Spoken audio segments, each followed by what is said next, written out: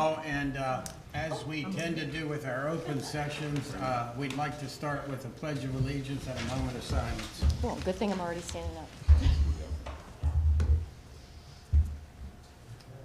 Pledge allegiance to the flag of the United States of America and to the republic for which it stands, one nation, under God, indivisible, with liberty and justice for all.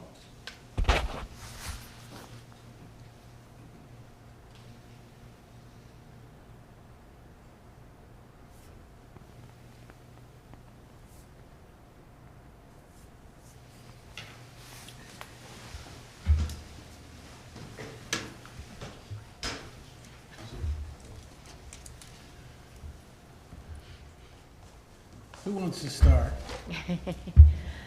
Whose presentation? Whose It's slide? my presentation. Are we ready to go? Do we want to do introductions? Just to. Sure. It's a spam, but I'll turn it off. Sure, my phone is off, yeah. You want to start? Sure. Daphne, I'm the Deputy Director for the Department of Planning and Land Management and leading the master plan update process with the Planning and Zoning Commission. I'm Chris Hine, Director of Planning and Land Management for the county. Deb Effingham, Deputy County Administrator. Joe Vigliotti, one of the county commissioners. Kenny Kyler, County Commissioner. Tom Gordon, County Commissioner. Mike Aaron, County Commissioner. Roberta Wyndham, County Administrator. Matt Huff, Planning Board. Ralph Robertson, Planning Zoning. Jude Story. And we have the Chair of the Planning and Zoning Commission, Janice Kirkner, will be joining us shortly. All right. So we have the joint work session here with the Board of County Commissioners and the Planning and Zoning Commission on the master plan update to kind of just check in on where we are with things. We've spent just over a year, almost a year and a half, laying the groundwork for the update for our county master plan, which was last adopted in 2014, and we're required to update that every 10 years. So we began that process at the beginning of 2024, and we've been doing a lot of good work. Hopefully you all have been getting a lot of the materials that we've shared. I know I've been in front of the Board of County Commissioners several times with some updates. And of course, the Planning and Zoning Commission has been doing the lion's share of digging into all the information to kind of say, where do we need to go with this master plan update so that the next 10 years in Carroll County can be what we want them to be. So I'm going to give you just a little bit of some highlights on mostly some of the conversations that have occurred and observations that we've made. I know I've shared a lot of updates on feedback from public outreach and that sort of thing. In the interest of time, I'm not going to rehash that, but I do want to take just a few minutes to kind of remind everybody of what we've accomplished over the last year and a half, and some of the things that have come out of that. So accomplishments to date, we had several sessions, work sessions with the Board of County Commissioners, Planning and Zoning Commission to identify the big ideas that needed to be incorporated and reflected in the master plan. We refined those into our driving ideas, and we tested those in an open community survey just to see if everybody was thinking the same things. We also gathered and presented a whole lot of data on who we are as a county, where we've been, and where we might be heading. We shared this in a series of open houses back in February and early March, and got the public's reactions and feedback in person and online to some of that information. We've also been connecting with youth on what their perspectives of the county and where it should be headed are, and I'll share some of those, some of that feedback as well. We've examined trends that could affect who we want to be and then most recently dug into specific topics of agriculture, economy, and housing with 3 separate work groups. As a reminder, these driving ideas, the big concepts that came out of those initial work sessions included housing options for households of all kinds, an economy that supports the community, a commitment to rural Carroll County, infrastructure that meets the needs of tomorrow, and working together to plan the future. And there's a lot within each of those, but those are the main driving ideas. I'm not going to go through all of these, but just so that you get a sense of how many work sessions and some of the topics that the Planning and Zoning Commission has been covering. It's a lot. We've covered everything from demographics and land use to a presentation on growth tiers or moderately priced dwelling units. One thing I want to highlight is that the municipal planning presentations have been rolling through for I don't know, the last 8 or 9 months. We've had all but one of our municipalities present to the Planning and Zoning Commission so that we can get a sense of what their plans are, because collaboration with our municipalities has been a really big point of discussion during our work sessions and with the public in the open houses. Speaking of the public, you all should have a copy of our assessment phase feedback summary. I presented this over the summer. So I'm not going to go into detail on all of the feedback that we've gotten from the public at this point, but I just, again, wanted to show how much work has been done in this area. We've had surveys, we've been at public events over the summer. We went to several farmers markets to kind of connect with the community, share information about the master plan. We launched a dedicated website last fall. We've made regular social media pushes and communicated with folks via email who've signed up to get updates on the master plan. As I mentioned, we had 5 open houses over the late winter, early spring that were attended by over 200 people.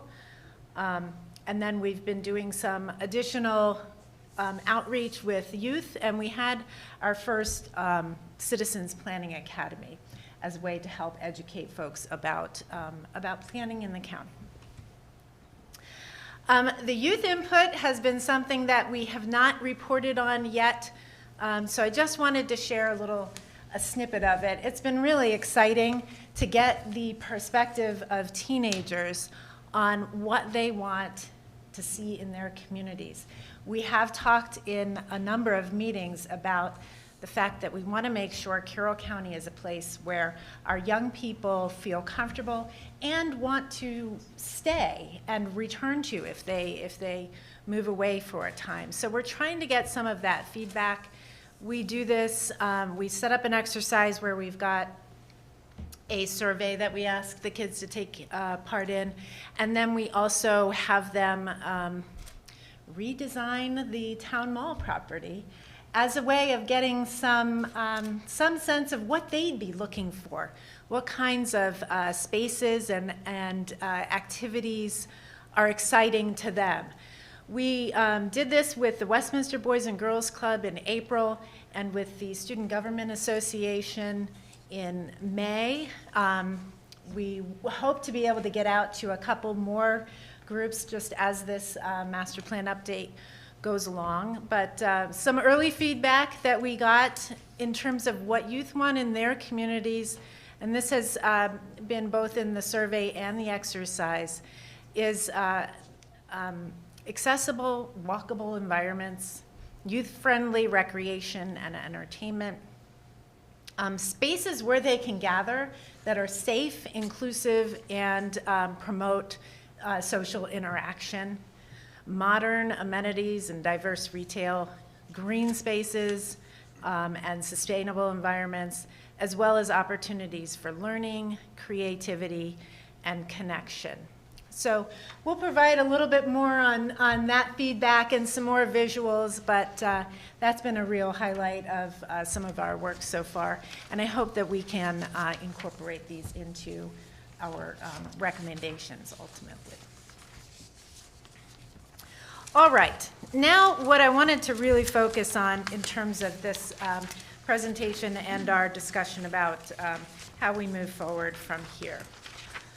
As I mentioned, the plan needs to be updated every 10 years, and part of what that means is we're taking a look back at what's changed since the last master plan was adopted, and what that tells us in terms of what this upcoming master plan needs to address. So this notebook here, which I think everybody has a copy of, is all the information that we've been going over with the Planning and Zoning Commission, that we've shared updates on with the Board of County Commissioners, that we've reflected in our outreach with the public. And a few things have risen to the surface in terms of accomplishments as well as issues that are on the horizon. So I just wanted to highlight a few of these. First, when we talk about planning, we're always talking about planning for a future generations, a future population. So we want to start with what our growth is anticipated to be. Over the last 10 years, we've had relatively flat population growth. And this is not really projected to change significantly over the next 10 years. There will be growth. We anticipate that there will be growth, but it is not a significant amount. I should note that the housing study aligned with these projections and showed a need for about 3,000 housing units between now and 2040, which is a little bit beyond the horizon of this plan. And that really equates to a little under 200 units per year. And our current permits are meeting or exceeding that number. Over the last 10 years, land use changes for development have been relatively modest. About 4,300 acres have converted for development uses. To put that in perspective, we have been able in the same time to preserve a little over 16,000 acres of agricultural or other land. This has been at a slower rate than previously, and that is attributed to a few different things, one of which is the fact that the per acre costs to preserve land continue to rise. They have been rising since about 2020. What else has changed over the last 10 years? We have put a lot of things in place that the master plan and Freedom Area Plan have recommended. So first of all, the master plan was amended to reflect the adoption of the 2018 Freedom Area Plan. And then we had a subsequent zoning code rewrite and comprehensive rezonings. Finksburg has been designated a sustainable community, and that made it eligible to receive state money for a facade improvement program that we've seen some good progress with. We've also, the Planning and Zoning Commission has approved a transportation master plan and a bicycle and pedestrian master plan. We've undertaken transportation corridor studies in conjunction with State Highway for several of the major state roads in the county. We continue to have ongoing participation in a lot of programs that our plans have specifically said we ought to continue. I'm just highlighting here a couple of them, including the heritage tourism initiatives and our resource management programs. We've also seen over the last 10 years a significant increase in the contribution that ag tourism makes to the economy and the landscape. This is something that back in 2014 was not as prevalent as it is today. And then the last bullet on here talks about our ongoing and growing needs to maintain public facilities and services And since the last plan was adopted, we've created a County Department of Fire and EMS.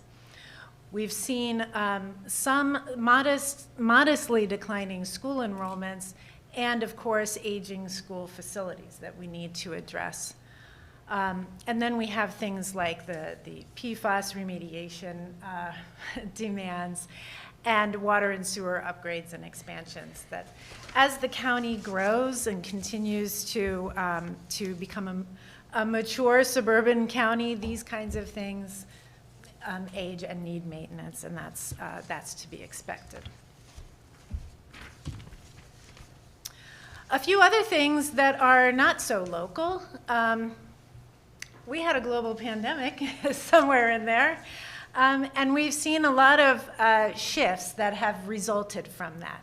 So we have more work from home arrangements. We've had some large workforce shifts as people have left the workforce, and not returned or maybe shifted how they work. Of course, supply chain issues continue to be a problem, and we're seeing the outfall from the pandemic with some of our ongoing educational challenges. The housing shortage that we've talked about locally is not just local to us, it's a national issue, and that certainly has become much more of an issue since the last plan was adopted. We've seen increased pressures for solar energy, for battery storage facilities, data centers, and their associated impacts on the landscape. This is also something that is a relatively new phenomenon. And then, of course, we've also talked about the increased state preemption of local land use controls, particularly regarding things like solar, cannabis, and certain kinds of housing. All of these are bigger issues than things that are happening just in our county, and they're worth mentioning. The last thing that I'll say has changed since the 2014 plan was adopted are a few state requirements related to master plans. We now have what are called the 8 planning principles that replace the 12 planning visions. They are not significantly different from the 12, but there are some nuances to them. They have some different titles, so we'll want to make sure that those are reflected. We're also required to have a housing element now, and that was one of the main reasons why we undertook the housing study, as well as the fact that it could help inform our plan recommendations. We need to address wildlife corridors. This is something that was passed in the last legislative session. We are also in the process of updating our water resources element. And this is a funny element because it both informs the master plan and is an element of the master plan. So we're in the final stages of updating that. That'll need to be wrapped up into the master plan as well. And then we'll need to report on our priority preservation area progress. These are all some state requirements that we need to reflect in the updated plan. Okay, so what has all of this work amounted to in terms of some key discussion items, takeaways, that sort of thing? I apologize for the small text, but I did want to try to get it all on one slide. These are the discussion outcomes, and they are roughly aligned with those 5 driving ideas. So the first one is housing availability, affordability, and diversity. Some of the major concerns that we've seen expressed across all of our work sessions include looking into increasing options for young adults, seniors, and for workforce housing in the county. There's an interest in mixed-use development, missing middle housing, and possibly a moderately priced dwelling unit program. There is a recognition that pricing for housing may be market-driven, but local policy can help to expand those opportunities. And there's a concern that we have a little bit too much reliance is probably not the right word, but we see a lot of age-restricted housing due to our school capacity limitations. So that's been part of our discussions. As far as economic development and tax base expansion goes, there's been a lot of conversation about wanting to grow the non-residential side of our tax base to improve our fiscal situation. Currently, we're sitting at about 13% of the tax base attributed to commercial and industrial. This is below the 15% number that was identified in the last master plan, and it is below what many of our surrounding counties see. We also recognize that agriculture is an important part of our economic sector and want to make sure that that can continue. There's been a lot of discussion about needing to expand job opportunities so that people can live and work locally. And a few particular types of non-residential have been pointed out as important to explore whether we can locate something like that in the county. This includes hotels, medical facilities, event venues, and other employment centers. When it comes to managed growth and rural character, there is a strong desire to preserve agricultural land and rural identity, while also allowing for strategic and planned growth.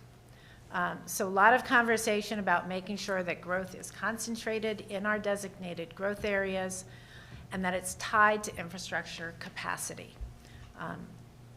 Of course, this means a lot of coordination with municipalities and their plans for growth and making sure that they're able to grow and are not constrained by things like ag preservation easements in areas where they're not planning to, or in areas where they are planning to grow.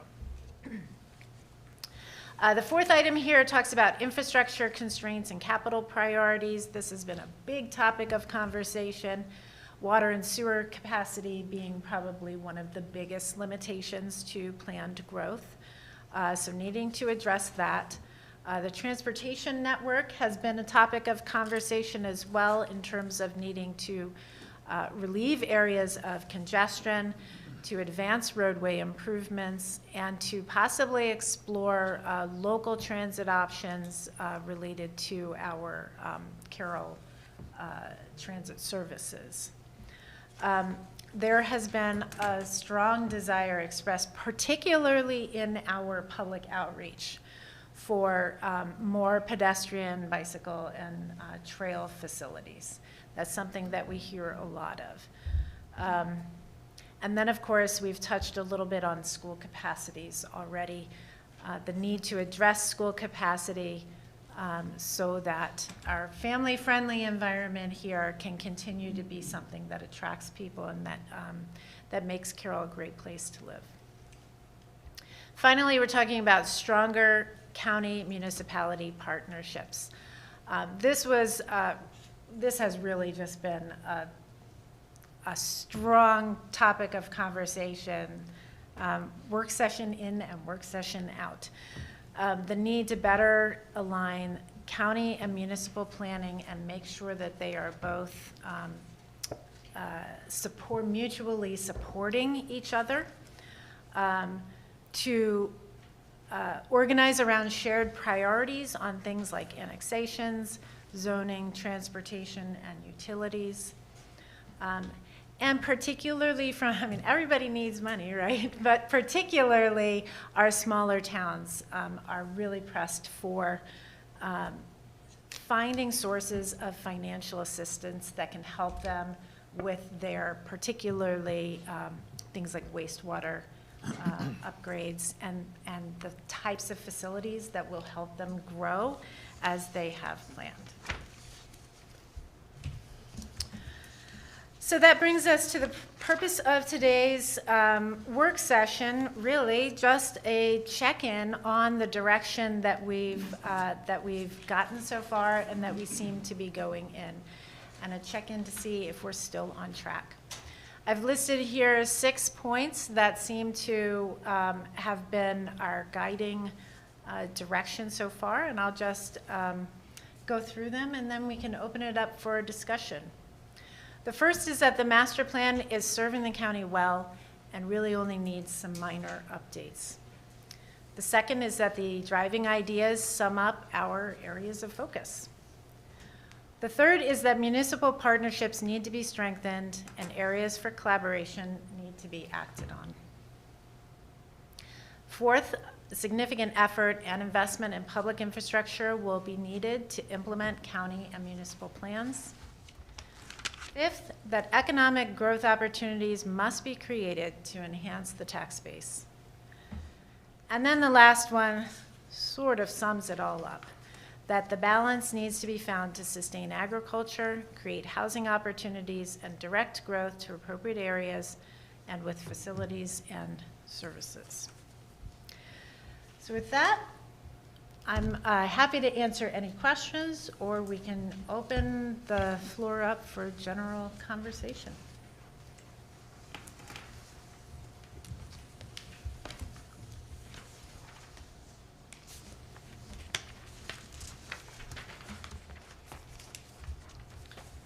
Well, since everybody's not going to jump at once, I'll start.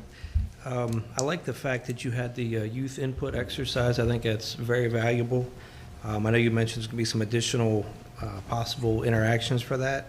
Have you looked at including maybe the community college in McDaniel as well?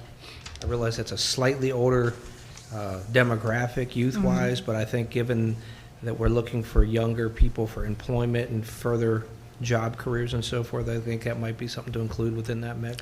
Yeah, we can certainly look into it. I will just note we did work with when we went to the Boys and Girls Club, many of their mentors and employees there are that age, and they were a little bit of a focus group for us as well, yeah. Appreciate the information. And Daphne, you'd mentioned as well that we went from 12 vision principles to 8 planning principles. Could you go over those, please? Darn it. I knew somebody was going to ask them. I don't have them memorized yet. But they're big topics like housing, economy. There's one that talks about resiliency, so being able to kind of bounce back after some of our extreme weather events, that kind of thing.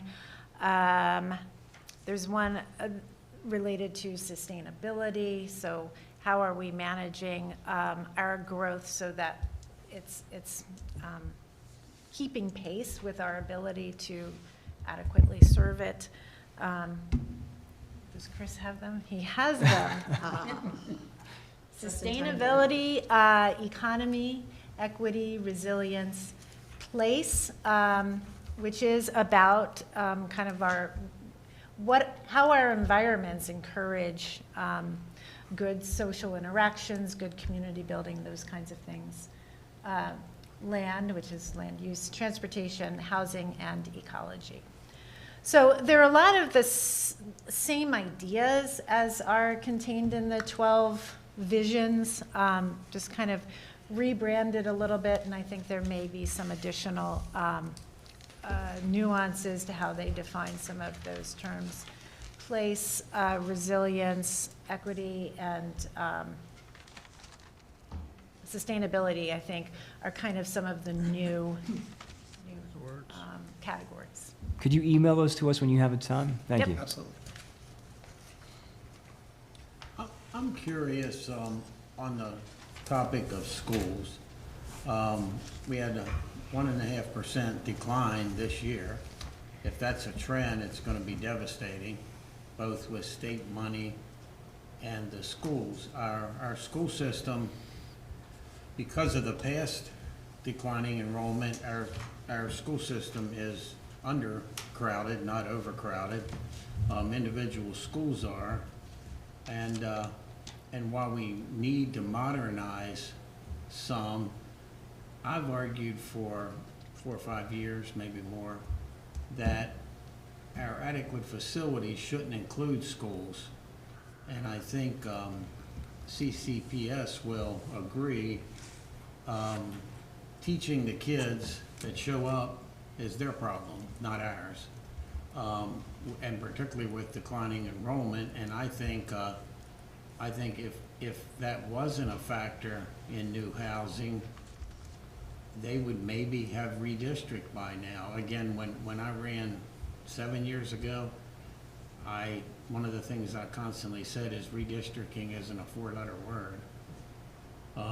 And I'm curious, I think the Planning Commission somewhat agrees with my take on adequate facilities in the schools, but I'd love to hear both sides kind of comment on, and like I say, we need to modernize some schools. We need to have, we need to look at adequate school sites. Rothstein's not here, so he can't yell at me about talking about past commissioners. I've said for 30 years, our commissioners had the ability to pick the worst possible school site in the county and build a school on it. And I can recently, Manval, Century, Winters Mill, went to the farmer that everybody thought ought to get the money. Pawnee Ridge Elementary, Spring Garden Elementary. I've talked before, back before MDE was quite as strict, we could be creative about grading a school site and maximizing the use of it. Today's world, we can't. If there's wetlands, it's wetlands. If it's wetlands growth, it's wetlands. You know, it's even if it's created wetlands, there's still wetlands. So I think our hands are tied on some of that.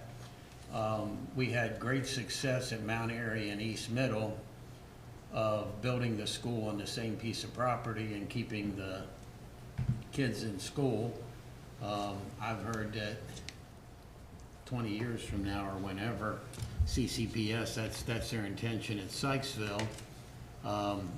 Frederick County's had success in closing schools to build a new school, but I'm not sure that's fair to the students that got to be bused further every day. And we're a rural county. Kids are on the bus long enough, and that was one of the problems with redistricting. If you looked at the Freedom area, kids would end up going to Westminster or Mount Airy because that's where the biggest room is, and that's not fair to them. And even if you domino them across the county, some of them are on the bus too long. So it's not an easy subject, but I'm curious what everybody thinks about it.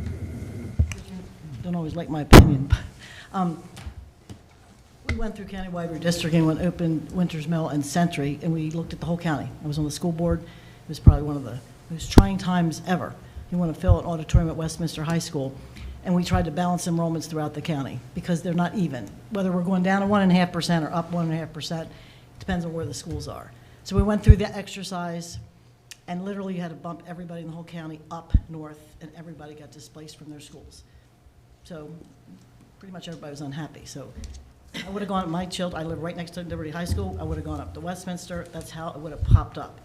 People in Finksburg would have gone up to Westminster, and it just, because our space is scattered mostly, well, then, in the north, it was a lot in the north and northeast. So one of the things the housing work group came up with, we talked about that, is we don't mind redistricting within a high school catchment area, which is reasonable, like Westminster and North Carroll.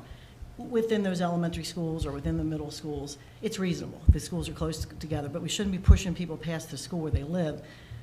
So I think it's all about reasonableness. I mean, everybody loves their school, which is good. It's a good thing everybody loves their school, because that means they like it. But we do need to make sure we use our space. So one of the things I was trying to look at when I served on the housing work group, a lot of good information, but where do we have space? Where do we already have infrastructure? And how do we target those areas for growth, not for growth, but the towns that already have space? And if you go through the enrollments, they're scattered all over. 1.5%, it might be 10% in this area, but it might be minus in another area. So you can't just you look at it overall, because we're not going to get the funding, but how do we make sure that we try to encourage some of the growth in the areas that haven't grown? Some of our towns haven't grown in 20 years, and they have school space. And the other thing you gotta look at is, do they have school space at all 3 levels? And that's the kind of stuff we should be looking at, and I'll just give you an example. One is Union Bridge. Schools hadn't grown in many, many years, 20 years, population's decreased. They've lost their gas station, they've lost their restaurant, they've lost some of their amenities. There's room at the elementary school and there's room at the high school, but there's no room at the middle school. Say, oh, well, where would they go? And this is just very up here. You know, we closed New Windsor Middle School. I personally think that was a mistake, but that's water over the bridge. But we still own it. So we need to be careful of disposing of an asset before we really look at what we need it again. Because when we dispose of an asset, it's a good asset, for a little bit of money, and then have to build something later, it costs way more money. So we just need to be more comprehensively looking at what we have, what we could. You talk about redistricting. We could have saved over $100 million if we'd redistricted years ago North Carroll to Westminster. But that's water over the bridge, but you learned from it because there was space to put kids and nobody wanted to redistrict, even though they lived closer to the school at the time. I agree with about these school sites. We need to make sure we have good school sites. Piney Ridge was part of a development and somebody gave us the property and we spent $800,000 filling it in to make it buildable. That's 30 years ago, so I don't know what that would cost today, but that was a lot of money. We could have bought a nice school site.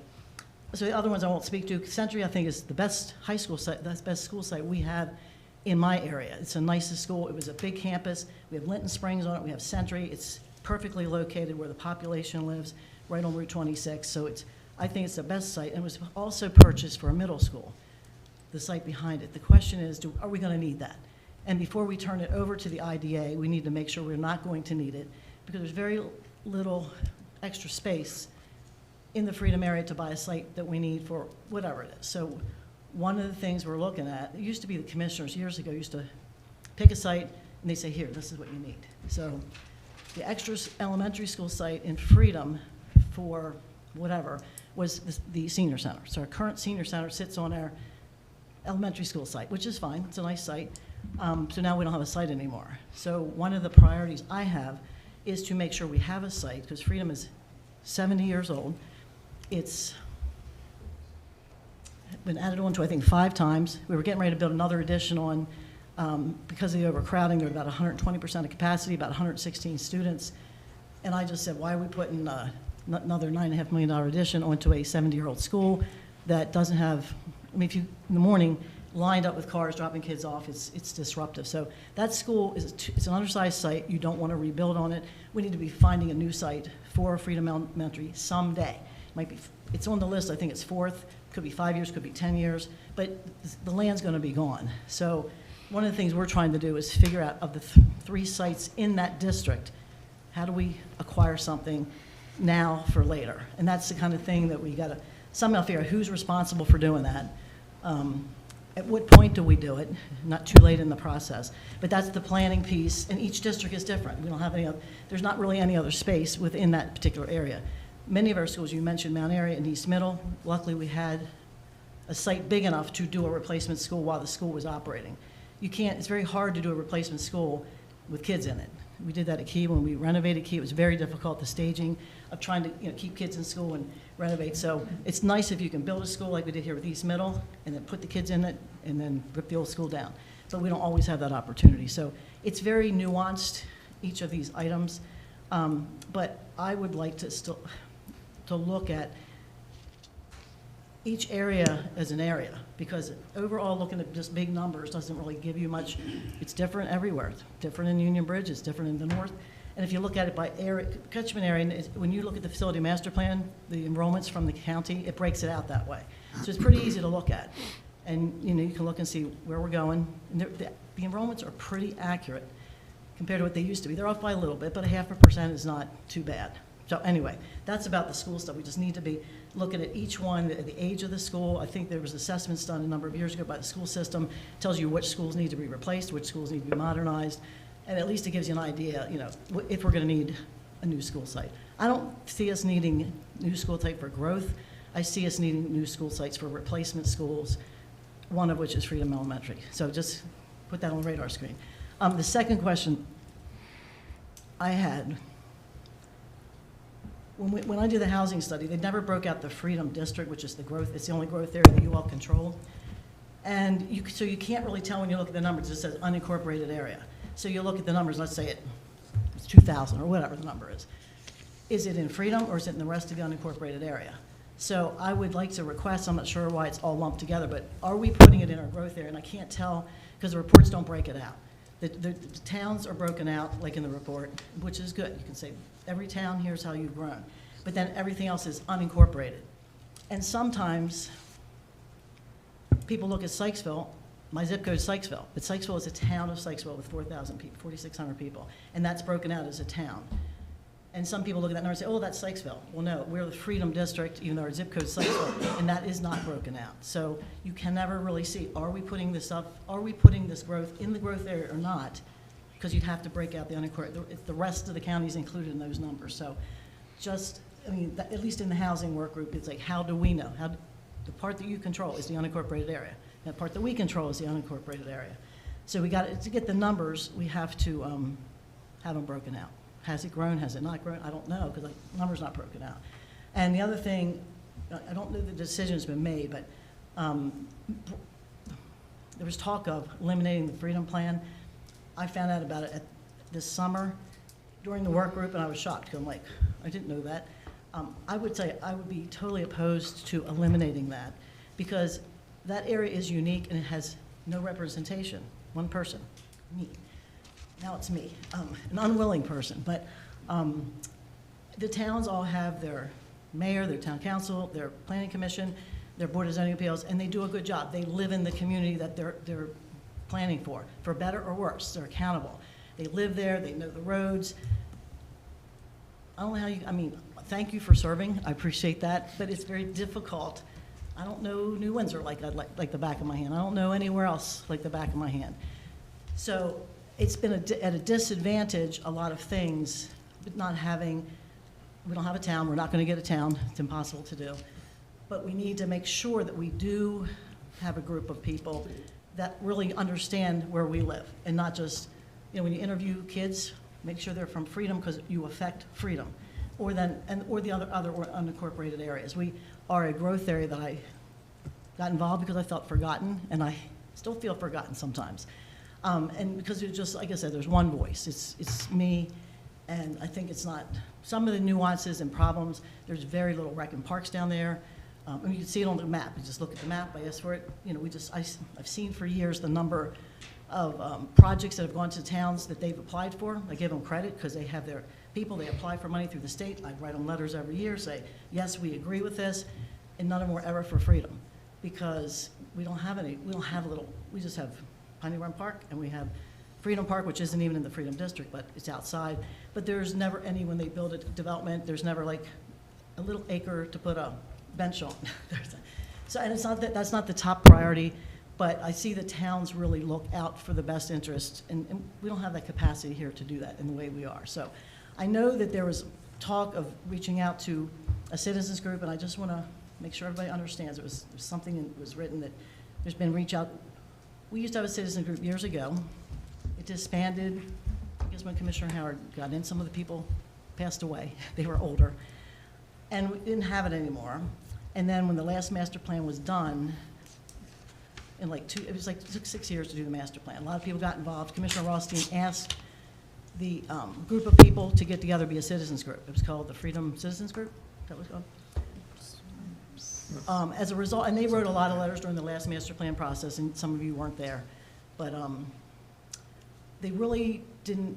The product that they came up with, the master plan itself was good. It was the implementation of the plan and the zoning that did not match it.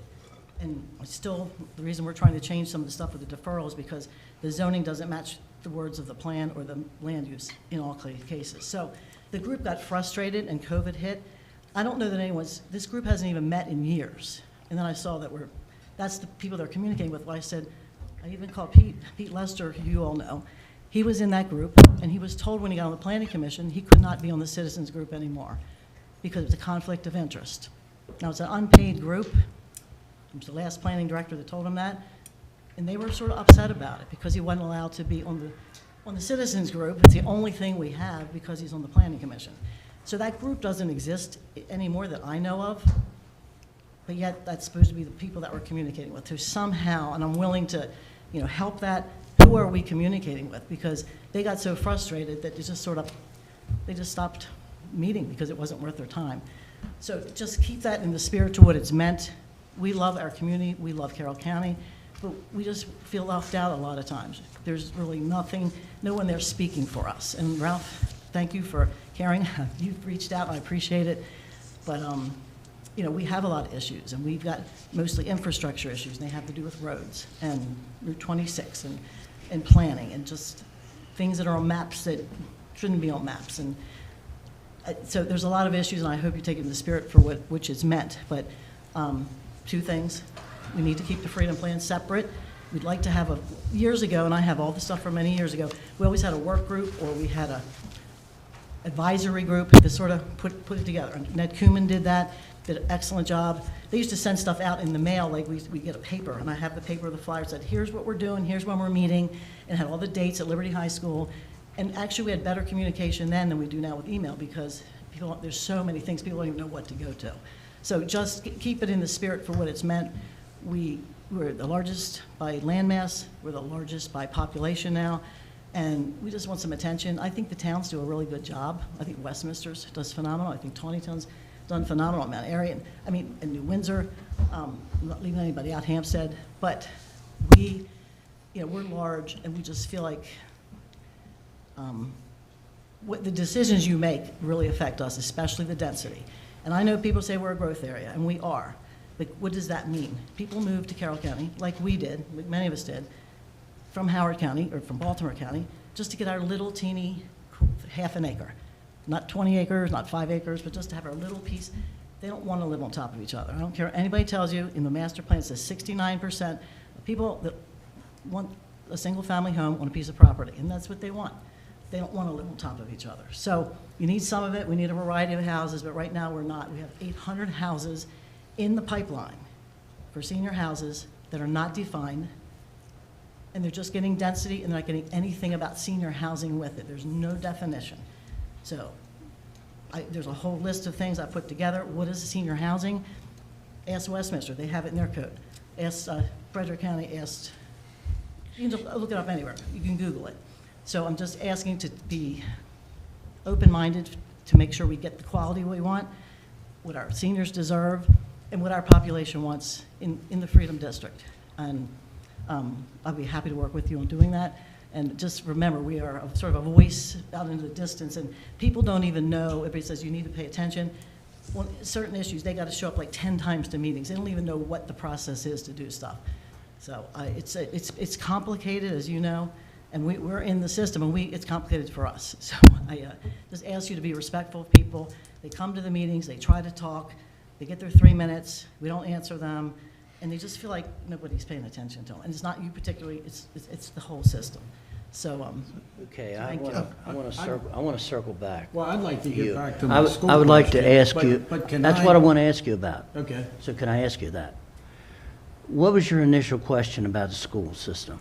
That you want the school system to fly on its own and not have the commissioners a part of the decision-making, or not? What was your initial question? That was a long time ago here now. Adequate public facilities. Yeah. But I need to understand what your question On the was. other side of the street, I don't think our adequate facilities should include schools. That's You're the talking about schools- concurrency management. Yes, yeah, Okay. that's the school's problem, is to teach the kids. And then back to where redistricting within areas, Manchester Valley, not in Eldersburg, has been the most overcrowded school in Carroll County, and it hurts those kids. Francis Scott Key has been the most underpopulated school. Kids there can't take Algebra 2. Hopefully they go to some virtual classes and solve it. They can't take a second language, well, a third language. They can take Spanish. They can't take anything else. They are punished, and we need to fix it. And like I say, Some of the schools weren't built in the wrong, were not built in the correct location, but that's history. They're there now. Well, We I need- know, We but- need to adjust the schools. And based on history, what I'm trying to get at, Commissioner, is this. I understand the mistakes that were made. What I'm concerned about with concurrency management or not, and we've talked about that here, and we've made some recommendations to the commissioners about that, as you well know. My concern is, and I don't want to be throwing darts at everybody here, but you acknowledge that there's been horrible mistakes made at the school board level. Yes, and we need to stop. So where's the oversight? So if it's not concurrency management, what other oversight do we have that ensures that those kind of mistakes aren't made again? That's my concern. So if it's not the commissioners overseeing this, who's going to do it? Because I'm not going to sit here and say I don't have any faith in the school board, but No, there I- have been some terrible things made based on politics and not on common sense. But the school board didn't pick the sites, the commissioners did. And I don't think concurrency management should control where other things develop, but the commissioners need to pick better school Okay, sites. I just wanted to They define take- where you stood. That's what this was all about. And I think, and with the help of staff, because, no offense, when I got elected, I'm sure there were some staff members that thought, well, I can hold my breath for 4 years and not put up with him too long, but they're here longer. Man Valley. I know how you feel about The that. but- commissioners thought Man Valley was a free site. Well, I told them at the time, give me the $1 million you're gonna spend in rock and the $1 million you're gonna spend crossing a stream. For $2 million, I'll find you a site. You know, it's Cape Horn Park was a school site. There, you couldn't have built a school there if you'd have had to, you know?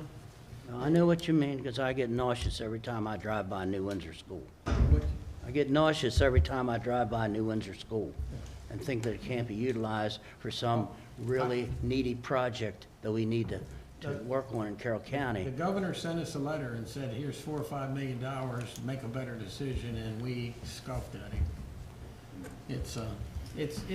It's tough, and. Just wanted to define your position. That's what I was Yeah, asking. and I don't think the 5 commissioners should micromanage everything either, including the school site. They should get input into it, they should talk to the Board of Ed or the central office and get ideas, but somebody has to make the decision. I understand, but The you buck can seems- you can micromanage a lot when it comes to dollars and cents. Yes, yeah, And we'll have a conversation about that later. yeah, Ted will say that. Just but wanted where to you put your define where money. you stand and Yeah. what you're looking for. But it's like the school system, like the library, like the sheriff. We give them money, but we don't tell them how they gotta do things per state law. Understand? But yeah, so no, good question, and that's why I was curious of what you guys thought about that. And like I say, it's just, you know, Man Val, they said it's not overcrowded, but you're not allowed to, it's not an open enrollment school because it's overcrowded. Well, I think we made that first step with the recommendation to you a few months ago. Yes. About that, so I think you can see where the wheels are turning here, unless I'm mistaken on that. Good. I would say, the one thing I see on this board is, we've been going through this process for a year plus, and, most of the towns have come in already and talked to us, and the challenge is that Freedom area is the only area that we have water and sewer capacity. All these little towns just don't have the resources to spend the money, and the developers can't spend that kind of money to pay for the whole thing either. So, I know Union Bridge basically threw their hands up at us like, we don't have the money to do anything, and New Windsor built one system, and now they have to throw it away and build a whole new one to meet the new standards. So nothing's gonna happen in those areas without some kind of management with the county interacting with the towns to help make them happen, or the growth, there's gonna be no growth in those areas. And we need to help those smaller jurisdictions. You talk about Westminster, and I'm not sure if the Freedom area be, I think they ought to incorporate. If you live in Westminster right now, you pay double the taxes of if you live in the county. And I've seen the tax bills, so you can shake your head or do whatever you want. They pay double the taxes. So would Freedom do that? And then the Freedom Plan, you just talked about the Delaney property. In the Freedom Plan, that is to be a developed site.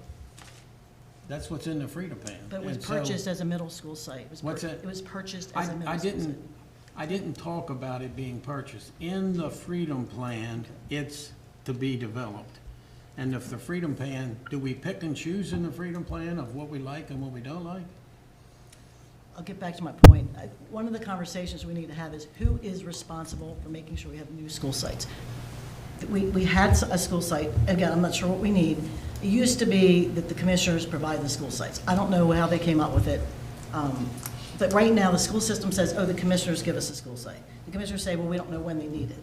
And they say it's up to the planning commission. So my question is, who is responsible for saying, hey, do we need any school sites, and when? 5 years from now, 10 years from now? And it's just a question, excuse me. I've been it's just a que- proactive it's for just a- 7 years on getting school sites, so you can't say no one cares. did I say no one cared? I just said we want to find out who is responsible, whether it's us, whether it's you, whether we need to talk about it every year. You know, when the school system comes out with their capital plan, some is for new, I don't see us needing right now new school site for growth. I see it for replacements, and we need to understand, like I said, Freedom.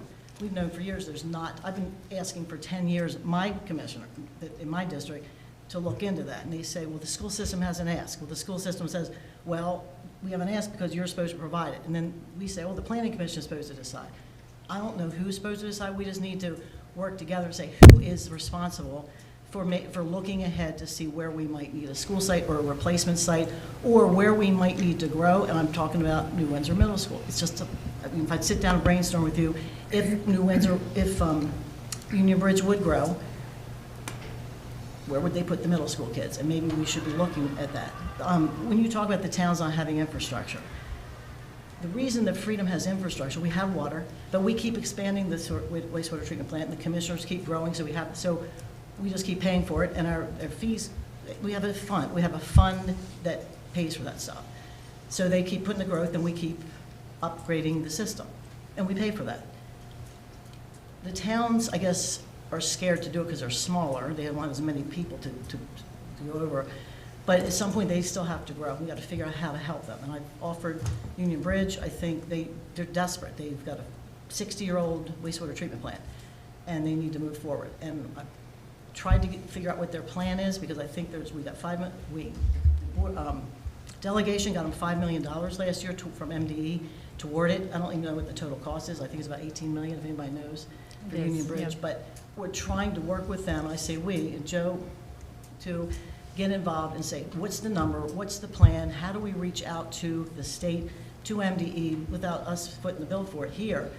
But we haven't gotten that information. We've been asking for that. But sometimes we need to help, not necessarily just writing a check, but there's other ways to get things. But we need them to be a little proactive too, because we can't do it for them. We have our own stuff to do. So Now, Neil Roop did a great job at New Windsor for years and years getting that thing upgraded. I mean, he did very well. You got to be proactive and get it done.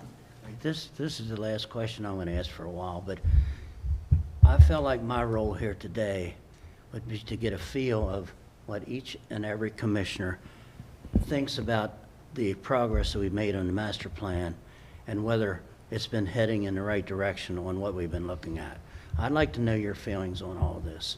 I don't think we can move forward as a group here without knowing your feelings on what's been done, how it's been done, and whether we've missed any key points that you think we should have worked on. That's really what I'm here for today. Yeah. I mean, I can give you my opinion on all this stuff and just tell you that the master plan it's not a wish list. It's not a wish list. It's not a Christmas list. It's a plan. It's something to move forward with. So I'd just like to get your thoughts, each and every one of your thoughts. I think I've gotten yours, Susan. I'd like to ask a question before we give our thoughts. and maybe I just don't understand, but okay, you develop a master plan, it's good for 10 years. During that 10 years, it's a plan. During that 10 years, things are gonna change. Zoning's gonna change. Zoning could go back, solar on ag went one way and then the other way. And is that violating the master plan, or you're using the plan to plan the best you can? Depends on who's mandating it, Commissioner. It depends on who's mandating it. In other words, we're hamstrung at the state level, but we can only do so much at the county level. But you talk about changing of zoning, we're here to see if the changing of zoning is viable and possible, not just to make some group feel better, but does it do good for the entire community, all of Carroll County, Freedom, wherever. So to me, the master plan is, you hang your hat on the zoning. The zoning controls. We have been so fortunate over the years to hold our zoning until very needed things need to be looked at for certain reasons.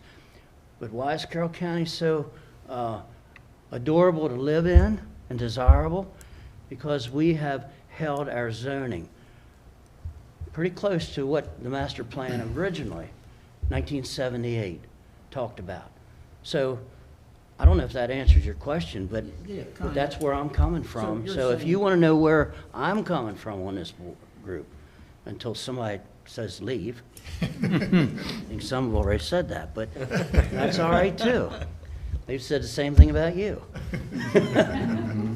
So, but that's what I think the Planning Commission is for. That's a function of it, and the master plan, we're going to hang all the things on it, and if one of those things need to be taken off or added to, then we do it.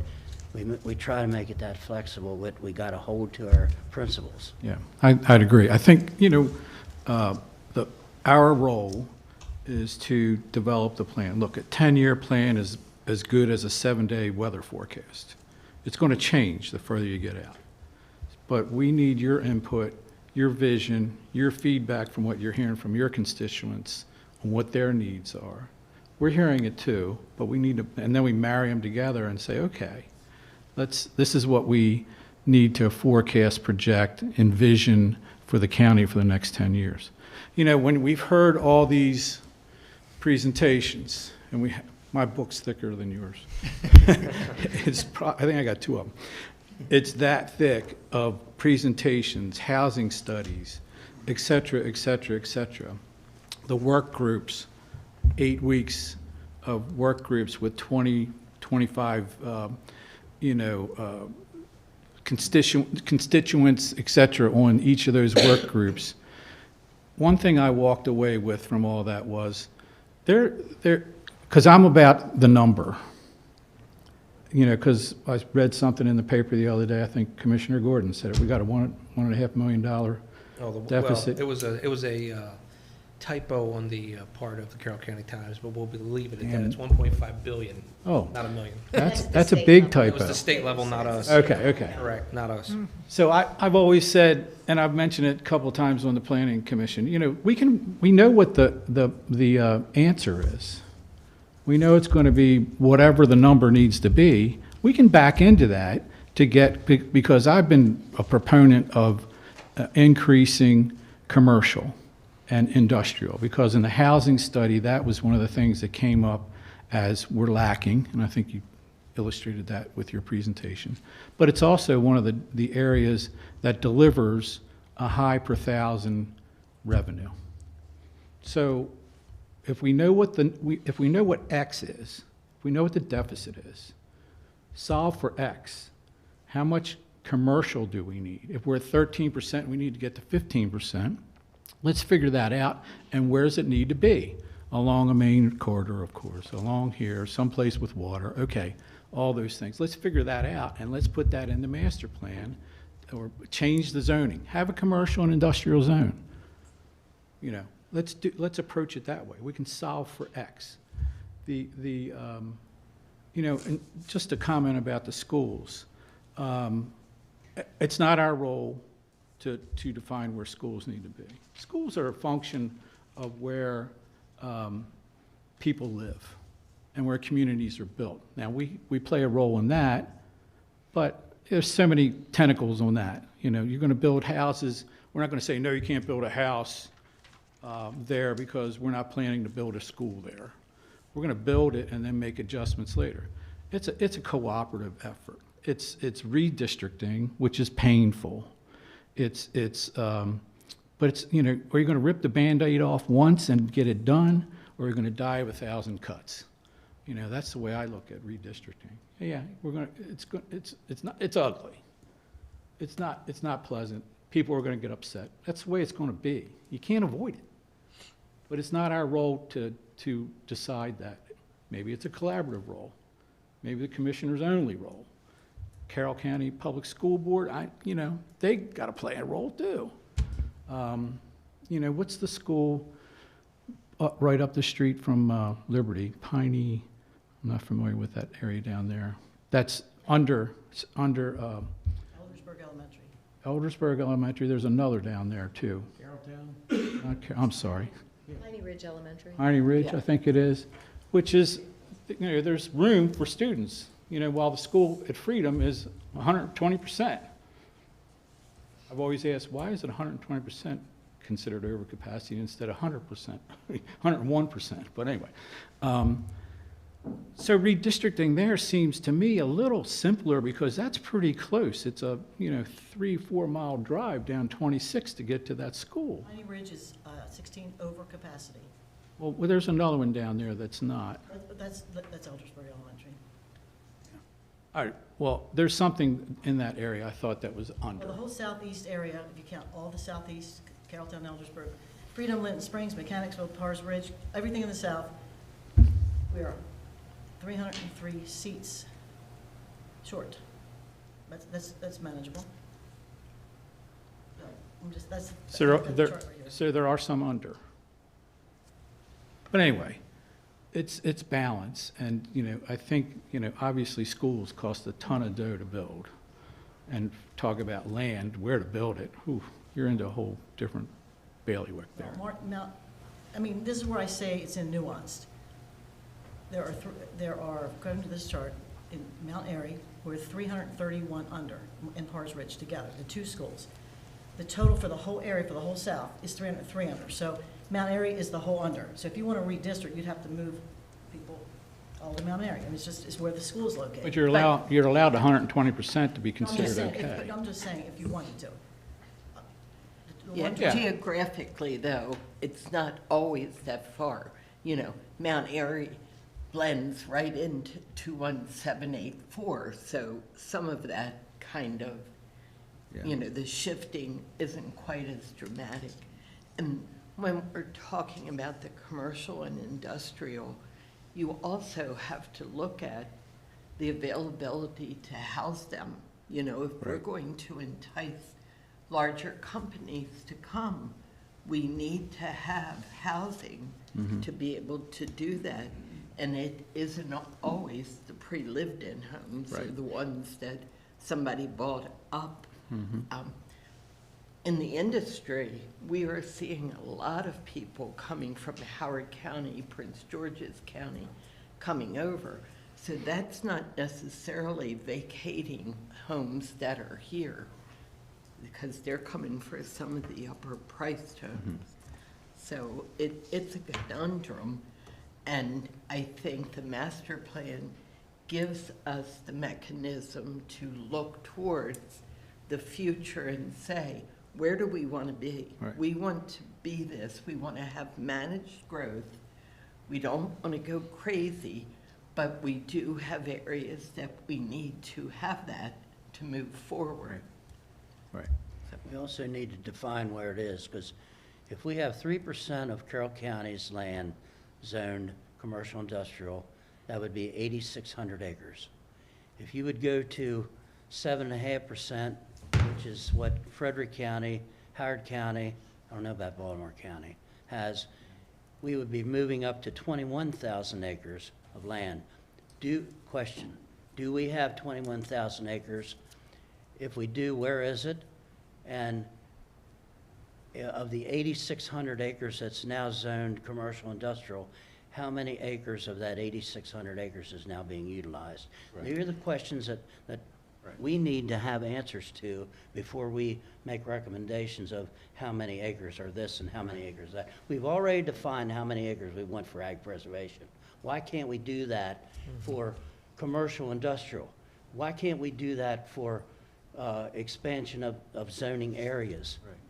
Whether we need to change. If we don't have those bottom line figures for a baseline, we can't, all we can do is just speculate out to the, to oblivion. Well, you can only control, we only control one area that you could put those things, and that's freedom. We can't control the other growth areas. We can encourage it. I mean, Tawnytown is great, great industrial, so does Westminster and commercial spot. But we have 300,000 acres total in the county. 300,000 acres. 100,000 goes to ag pres, so you have 200,000 left. What's already built on? The whole issue about industrial and commercial, it keeps going down as your housing goes up, because it's a percentage. So we haven't lost the stuff, it's just the housing goes up, so your percentage goes down. You're comparing ourselves to counties that don't have all this ag preservation. So you can't just, I mean, if you ate up all your land with what we're trying to do there, we do ag preservation, it's a priority. I don't want us to compare ourselves with everybody I don't else. either. We are unique. We're But on our own. Now, on the industrial commercial, and this is just it depends on what goes in there. It's not simplistic that it always makes more money. It says it in the Freedom Plan. Sometimes certain housing actually brings in more money than industrial commercial. It depends on what it is. In our area, Merritt Athletic Club, I drove through there, the Merritt Properties is supposed to be industrial. There's probably 3 businesses there that are industrial. The rest are with people, the advanced radiology and the battery store and the things like that, Remax Realty. Most of the uses, there's a school in there. There's a lot of things. There's Ottenberg Bakery, there's Simple Cell. There's very few industrial uses in the industrial park. That's the reality.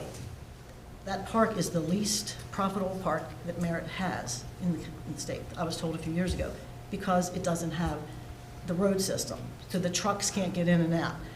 So that's just a fact. So that whole industrial park is not industrial. It's got the South Carroll Medical Center, it's got the Merritt Athletic Club, it's just all the business there except for a couple. It's not industrial. Okay, maybe those things still make money, people use them, we go there, they're leased out.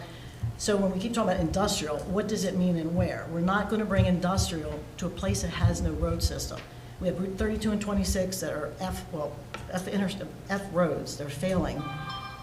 They're not going to bring, the trucks can't get in and out, so they are not attracting industrial there, and until you improve your roads, it's not going to attract. We call it industrial, it's not industrial, but it's there, and it's leased, and people use the different facilities. So, you know, I don't know what kind of money those kind of businesses bring in, if you have a radiology company, whatever, but let's just be realistic about it. We talk about it in generalities, and it's not, it's very specific to what's going in there. At the St. John's property, very nice property, up 32, flex space.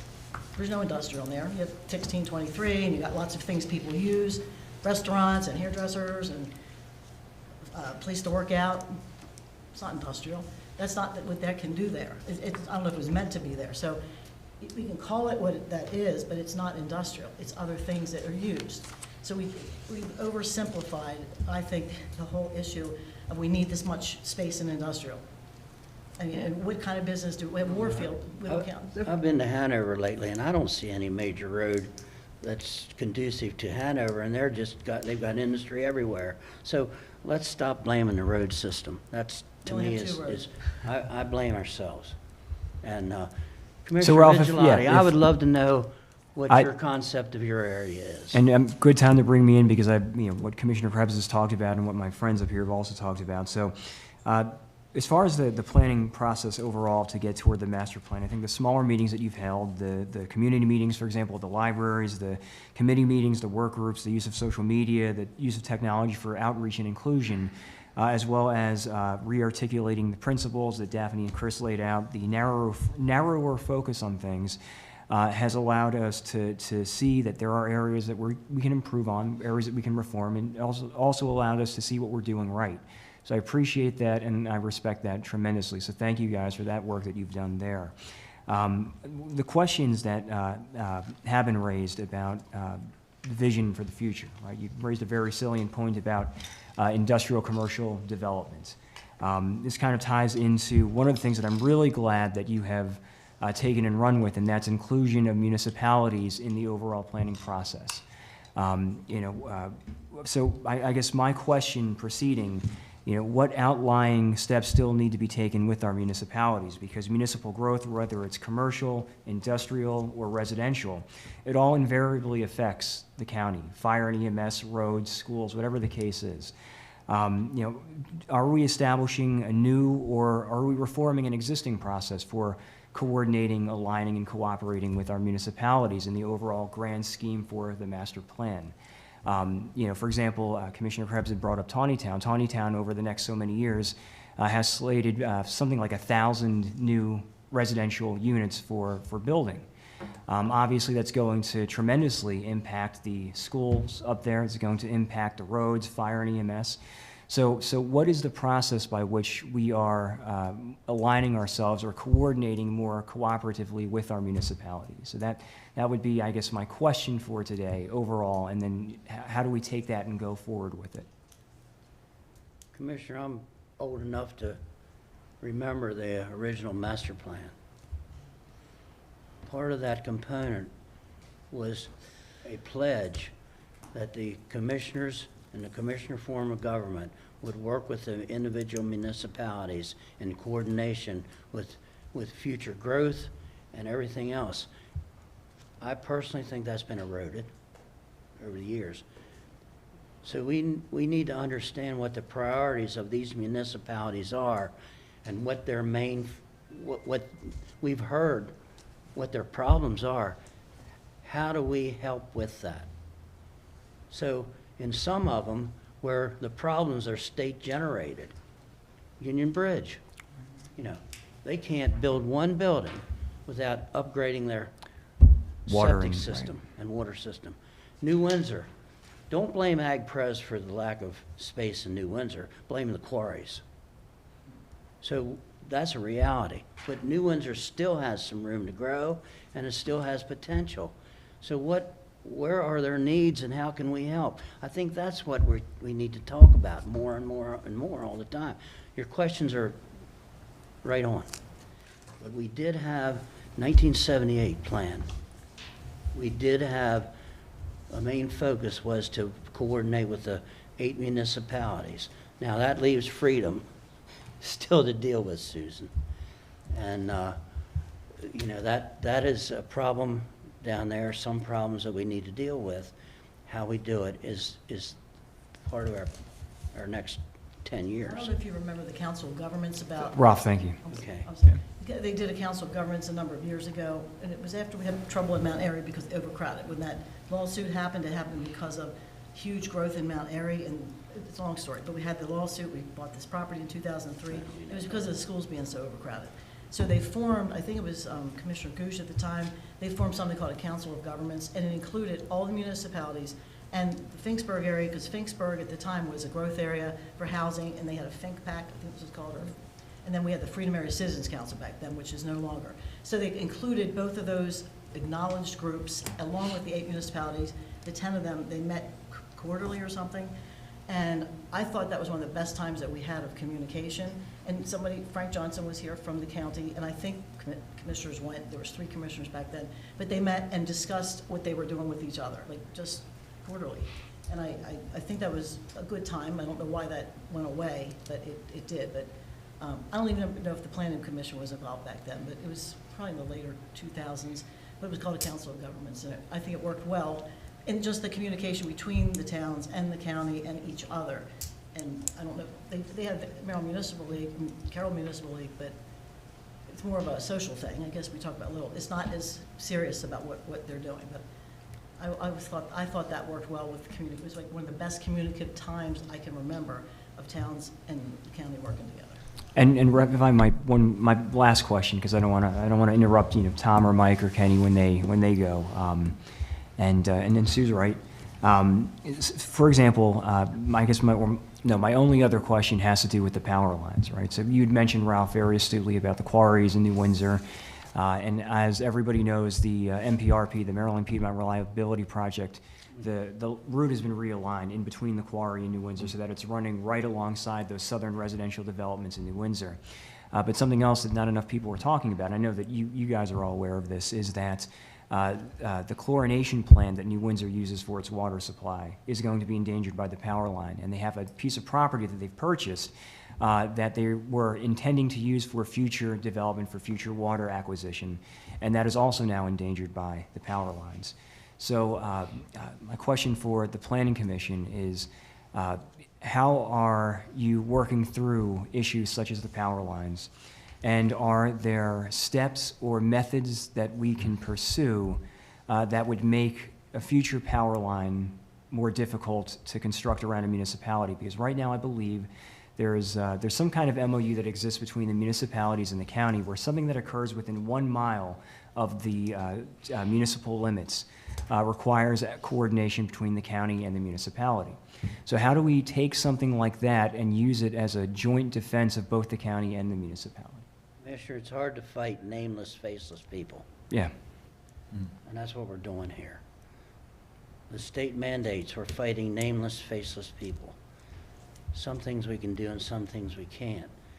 I have no answer for that. I don't know if the rest of us do or not. No, we're purely Something to think reactionary about going that. forward. I know right? where you're Yeah. going with this, but as you know, I live in the Wakefield Valley area, and I personally helped put a lot of easements, secure a lot of easement area there. I helped write a lot of those easements. I know what's in those easements. They were supposed to be very tight. They were supposed to be forever. And in many of the easements, the clause is that this land under easement should never be used for anything other than intended agricultural use. Very plain language, backed up by the full faith and credit by the state. Others are backed up by the faith and full credit of DNR, the state. Some of them are backed by the full faith and credit of Carroll County government. There are a couple of those easements, well, quite a few actually in Wakefield Valley, earlier easements that said any uses other than agriculture or intended agricultural use has to be approved by the General Assembly. We need answers. We need answers as far as moving forward here. We need answers on those questions too. Nameless, faceless people. Let's put a name and a face to this stuff, and if we can do, then maybe we can tackle that. But you're asking me a question that's way below my pay grade. That's what I mean. Yeah, I'm good, thank you, I'm a Ken. farmer. I have no pay grade. Thank you, Ralph. Yes, we definitely need you guys working on the master plan. If you need input from us, you need to tell us. A couple things that worries me. The state loves taking away local control. We don't watch what we do with zoning, they're gonna take it from us, I guarantee you. And so we've gotta make sure we're someplace middle of the road and doing it smart. You mentioned roads, and you're 100% right. The roads are adequate down in Eldersburg. And I've dealt with a lot of industrial, commercial. If you want to get there, you'll get there. Hampstead, we said when Donald Dell couldn't get 795, oh, it's going to die. Well, we got one of the biggest buildings in Hampstead that is any place. And guess what? The trucks get there. I dealt with Cecil County for years. We had 95 and 40 on both sides of 15,000 acres, and we couldn't sell an acre. Trucks could get there. Now, as soon as the casino happened and then Amazon happened, then everybody wanted the property. And you know, it takes the right thing to make property. And then one of the other things I think you have to watch for, people are going to complain. It's normally the vocal minority.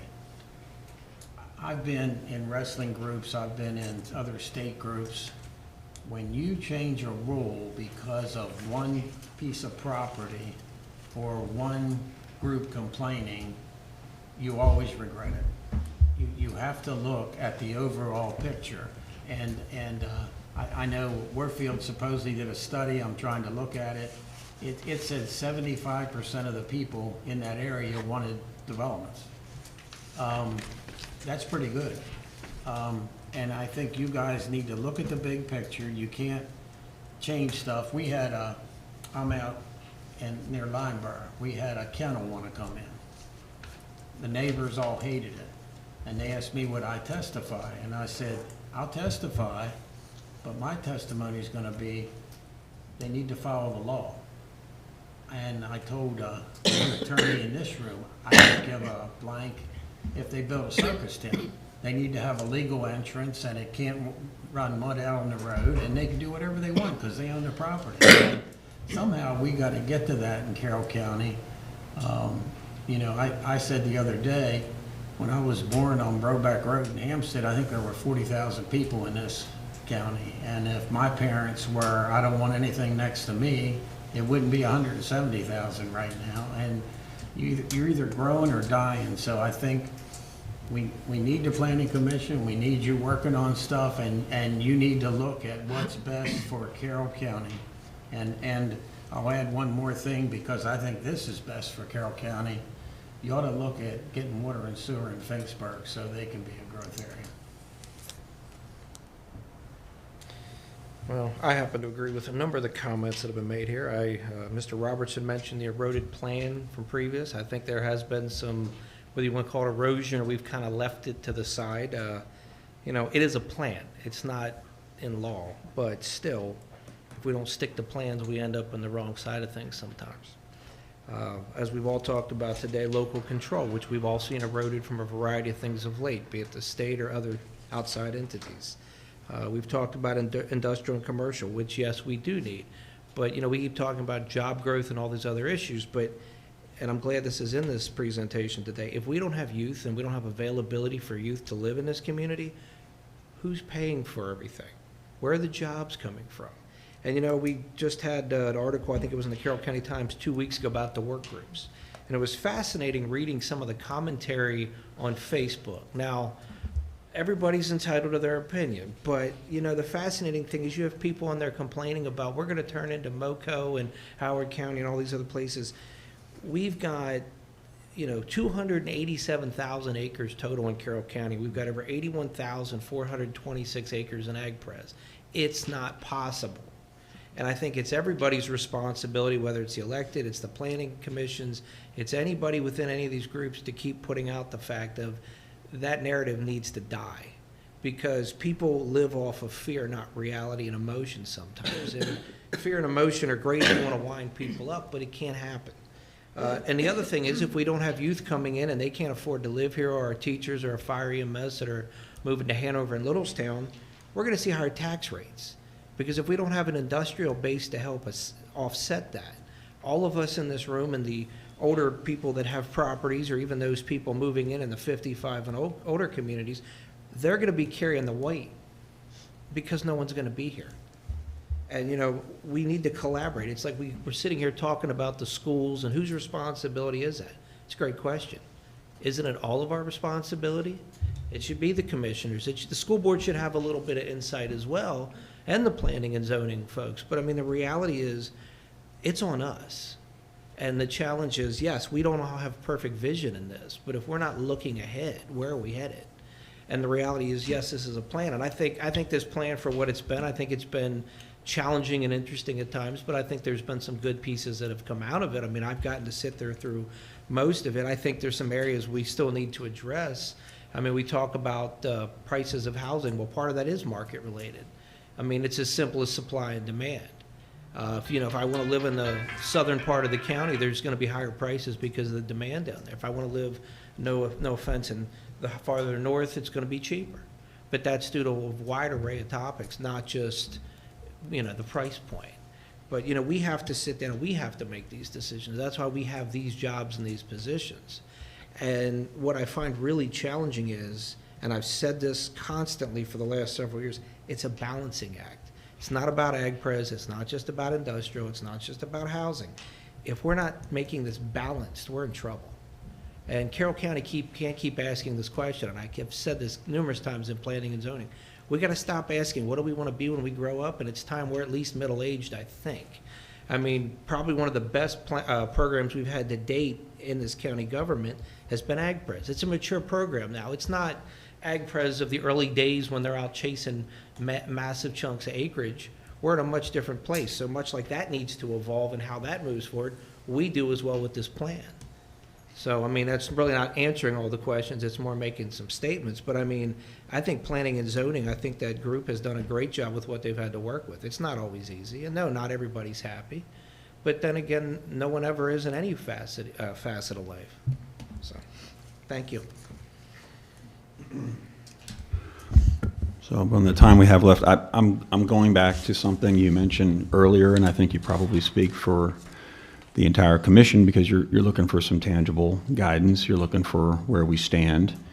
I think it's important to mention, and it's important to note that, yeah, the master plan, it is a framework. It's not ever going to be perfect. And that explains some of the cynicism people do have. You're going to always have a group that says, well, this isn't following the master plan. What's going on here? And then you're going to have other groups saying, well, what is it? It's just a plan. Why can't we make some changes? So that's always going to happen. It is a framework. I spent some time on the Planning and Zoning Commission, and during that time, we had a very myopic view of just residential housing, and things were sort of not out of control, but just there weren't a lot of metrics. So I think some of that was fixed. But when we were dealing with those issues, we weren't talking to municipalities. We weren't talking designated growth areas or anything of the sort. So I've just got a short list of the things that I'm glad we're talking about, and one of them was schools, particularly school sites, that we don't do any harm. I'm glad we're having conversations about, well, wait a minute, this is a potential school site in the future. None of us might be around when it's developed, but I think the important part of not everybody might agree exactly on the issue of schools, but just scoping out where schools might be, where it makes sense for the future, because we could make mistakes, and I think that mistakes have been made in the past, and we want to make sure that we've got the foresight to say, well, that's probably something we should look at buying. It'll be cheaper now than it is in 10 years. And then I go back to the issue of designated growth areas, and that's not really provided to the board, the commission, with any sort of tangible guidance, but I think this has been something that a few of us have been noticing for the past couple years. All the designated growth areas are different. All the situations are different. One of the most important things the county can be doing, one of the most important things the Department of Planning and Resource Management can be doing, is looking at all those different situations within the designated growth areas and providing whatever help we can to help those towns, in this case towns, grow. I live within Mount Airy, and nothing gets by anybody down there. I mean, they're in the middle of some lawsuits. They're in the middle of always debating mixed use and things of that nature, and there's annexations. I mean, it happens. And that leads us to why we're talking about Freedom Area so much. I mean, I just want to make sure people understand that. Some of us are talking about it more than others, but I just want to understand why we're talking about that. That is an acute example of what's wrong. It is a designated growth area, but it hasn't had that municipal oversight. So I'm glad we're talking about those two things, and I think each and every one of us have spoken about designated growth areas and the schools. In terms of the ordinances and the zoning that drives a lot of what's going on, yeah, we keep talking about commercial and industrial, and there might be some disagreement about what sites work and what sites don't, but do we have a really formidable process in place to try to identify where that is? I think we've talked about it a lot. I think we've struggled a little bit with it, but we certainly have to do that. And we're in the process now, if anybody hasn't noticed, we're taking a look at the ordinances. Because again, I think they have to be tighter. I think they have to be matched with the zoning. I think they have to be done in a way that eliminates as much ambiguity as possible, because you have to remember, you've got an ordinance that is maybe not so black and white, and then you've got people coming in with conditional use approval, and then this goes to the BZA, and then this whole entire process just keeps going and going and going of what's best for an area and what's what's not. So again, the DGA issue, I mean, the Planning and Zoning Commission, you can't do everything. So I think that's incumbent upon the county at this point to take a look at all those much harder than we're doing now. And I think we're trying. I mean, I think we're having those discussions. And again, it's a partnership. It's a partnership. The schools being an issue as well. So lastly, you know, I appreciate the work some of the groups have been doing. I think they've been doing the best they can. I think there's a lot of intangibles in there. The Housing and Working Group in particular, again, I appreciate the work they've done, but you know, we all want affordable housing. We all want to make sure there's enough houses for people that want to move here to buy, but none of that's really going to get solved unless we're looking at where the growth can most likely occur. And again, that's in the designated growth areas, fixing what's wrong. So, you know, you ask a question, you know, like give us some guidance, you know, what is on your minds? And I think it's fair to say that a lot of what we're talking about here is on us, maybe, you know, and you're just doing the best you can. I think the work so far with the master plan's been great, but again, I'll just circle back. It's a framework. It's a framework. I mean, we could spend days talking about all the things that were in master plans that are never ever going to happen. There was a highway that was supposed to come off of not Fannie Dorsey, a road down in my neck of the woods. It's never ever going to happen. We know that. And people still pull it out to this day and go, there was supposed to be a road here. It's not going to happen. I'm not sure exactly. I'm like just completely yeah. So, I mean, again, I think a large amount of the work and initiative is here with this board. I think this is a different board. I mean, the fact that we're just talking about these things is important. I know it doesn't get us solutions, but I think that those are sort of the two main issues that we've got to work out. In the meantime, again, I know it's not easy being in your position because so many things just are completely out of your control. So I don't know if I've really provided you with any guidance on that, but it's just for the public to understand that it's a framework. It's a framework. We're going to do the best we can, and we're looking at some specific issues that I think are going to fall on this board to try to get worked out over the next year and, you know, previous following years, if you will. I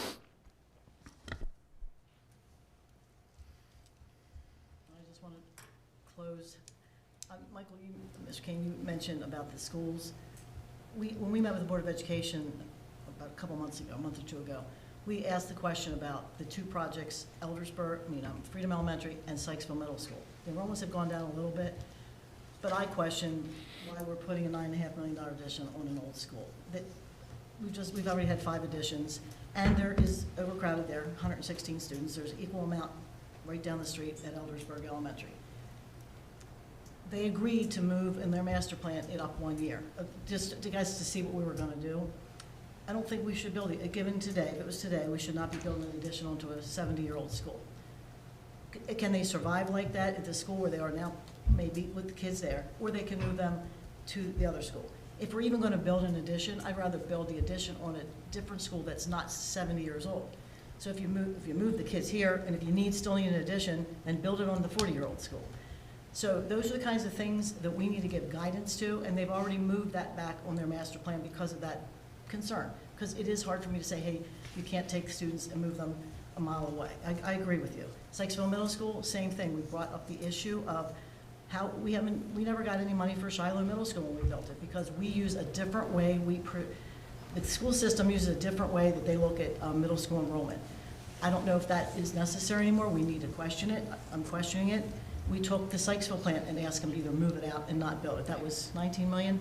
So just in that meeting, I think we had agreement, that I brought up, looking at the numbers, we need to challenge them on that and put those off. They might not be necessary. That frees up money to do something else. So we are working on that, but I think we as commissioners need to give more guidance to you guys and to the school board what we're looking for, because at the end of the day, it's our budget that it impacts. So I'd like to be more of a partner. A lot of times, people all blame the planning commission. I'm thinking, well, poor planning commission, it's like a big vicious circle. Everybody's pointing fingers at each other. And we want to give you clear direction, and you know, we put you in charge of the master plan. We're elected to do the master, I mean, we're elected to plan for this county. So we want, while we appreciate your help, we need to give you, as I said, clear direction. I know the 10 years is coming up. It was 17 years prior that we updated the last plan. My concern for the Freedom Plan, I would like to see it separate, and if we don't do it separate, there should be a discussion in the community why we're changing it. Because it is the growth there. We need to really focus on where is our growth going. You can't do it when it's all just all in the numbers. So the community would, I didn't even know about it when they said we were getting rid of it. So I suggest that we update what we have. You know, make the updates to the populations and all that kind of stuff. But I have always been concerned about the implementation, because to me, when I served on the housing work group, we didn't even refer to the master plans at all. We didn't, because, oh, they're gonna change. Well, that's what's in place today. So when I go back through the master plan, the plan itself ended up being good. It's a good plan. It was 6 years it took to make the plan. It wasn't good when we started. By the time we finished, I think the words in it, I think the land use in it was good, it was reasonable. Where it went wrong, and my colleagues are tired of me hearing this, and so is my husband, since I've talked about it so much, somehow some of the ordinances, and it happened during COVID, you all weren't there, we weren't there, it was a very difficult time, because everything was online, people weren't getting notified about the meetings because things weren't set up here, it doesn't matter. So there was little input, and some things got changed that were not well thought out. For instance, senior housing. We have 2 sentences there. You must be over 55. It's called a retirement village. And we have no definition of what expectation. And then somewhere in the very bottom back of the code, it says exceptions. You may now, I think it was in 2023, at least the bottom of the page, you can build 3.5 houses if you're in a senior retirement home. Okay, where did that all come from? It doesn't even define what the expectations are. And if you look at good code, whether it's Frederick County or Howard County or Westminster, it describes what do you expect in senior housing to get the density. You expect a first floor bedroom, you expect zero entry, there's certain things you expect. You expect some amenities, you expect some open space. We're also finding that in the one that was done, it's a poster child for we need to fix things, the roads aren't wide enough for our emergency vehicles to get through. Now there's a discrepancy, what should that number be? The fire department says it's 20 feet with no parking. I don't know what the number is, but we have parking now in a development with 130 homes, and they're parking on the sidewalk because you can't get through. I don't want to do the next project like that. So we're trying to look at those things before we move forward with the next project. And some of these projects that are in front of you now have the same 24 feet. Well, if we're not going to allow parking in these neighborhoods that are housing right on top of each other, we need to put no parking signs up. Because when somebody calls out EMS and they want to go down the road and you can't get through, we need to, what is the standard? Is it 30 feet? Is it 24 feet? Is it, I've been told it's different in a subdivision versus site plan where you still have the houses. The people, they expect us to get it right. So we're finding some of these little discrepancies, and we're just trying to figure out what should the number be? Who catches that? Is it in technical review? Is it your responsibility? So we're taking a pause to try to make sure that we have 1,300 houses in Freedom right now that are working their way through the pipeline. Some are getting, you know, that 800 senior houses, and some of them are already in process. They're big projects. They can either be nice or they can be not nice. We can either be safe or not safe. So we're just trying to stop, and many developers, they tell me, and I've talked to them, I'll probably end up talking to all of them by the time this is over. It's all about predictability, and it's about what is you want. They'll give us what we want.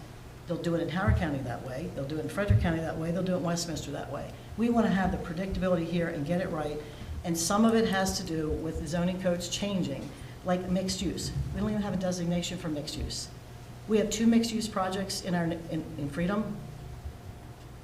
Anyone that's driven up there will say, oh my gosh, look at that. Because we don't have any definitions and expectations for it. Susan, all that was done outside of the master plan. I know. What you're talking about. So, and I know exactly what you're talking about. My point is this. I called that spot zoning. That never works. It never works because what it does, it alienates the communities around it. I'll give you the best example I can give you without mentioning names is a huge warehouse in front of a development. That's spot zoning. Should never be allowed, but our code allows it. Where is that? Down in Susan's area. We've gone Where's the around and large around and around warehouse? about it. We've lowered the heights of it to try to Self-storage. help with the Self-storage. community. Yeah, The self-storage is, yeah, I don't wanna mention it's not a names. large warehouse, it's Well, 24 foot high. it's big enough that it's got the community worried. It's 40,000. That spot zoning that turned ugly. Well, what They're it the was things we is- need to avoid, but just a couple things. You talk about zoning. I'm worried about the erosion of the ag zone. I feel like I need to raise my hand to ask a question. I was late because I came from a meeting that was a little more contentious than this one, but it was similar. So in talking about the properties, the spot zoning, a lot of that was done right before COVID and during COVID when we made the zoning changes. But those zonings that came down 26 Liberty Road were designed to be more commercial coming down the road because, quite frankly, a lot of people just don't want to live right on the road. So give them businesses to be there. You're talking about the mixed use, and there's been a lot of disagreements, and even us as a planning commission on a second go-round weren't made a decision, and then that quickly got overturned. But I will tell you that mixed use is serving a purpose. I was at the beach in my condo management office and just talking about where I was from, and the manager said, "Oh, I just moved from Carroll County." I said, "Where?" He said, "Eldersburg." I was in the place right behind Royal Farms. And I said, "Oh," because that's where the apartments are there. And he said, "You know, it was so great to be able to get a newer place in a nice area and not have to be in a small little cramped apartment." And for me, it was 3 years, and it served the purpose, and I could move, and now I'm here and I can buy. So while we don't like it, and maybe we need to look at how we've done it all, it does serve a purpose, and it gives people that don't have the opportunity to be in the community and work a place where they feel respected and have a nice area. Safe. I don't disagree with it. It's all in your requirements of what it's going to look like. We don't really have any requirements. There's a lot of very nice mixed use. We don't have any requirements, so we just get whatever someone wants to do. Well, we did talk about making, and got a lot of pushback because you get into private property rights and you can't tell somebody that's paying, that developing, you know, and they've got millions out there to develop it. Well, we don't like what you are putting up there. Make it pink instead of green.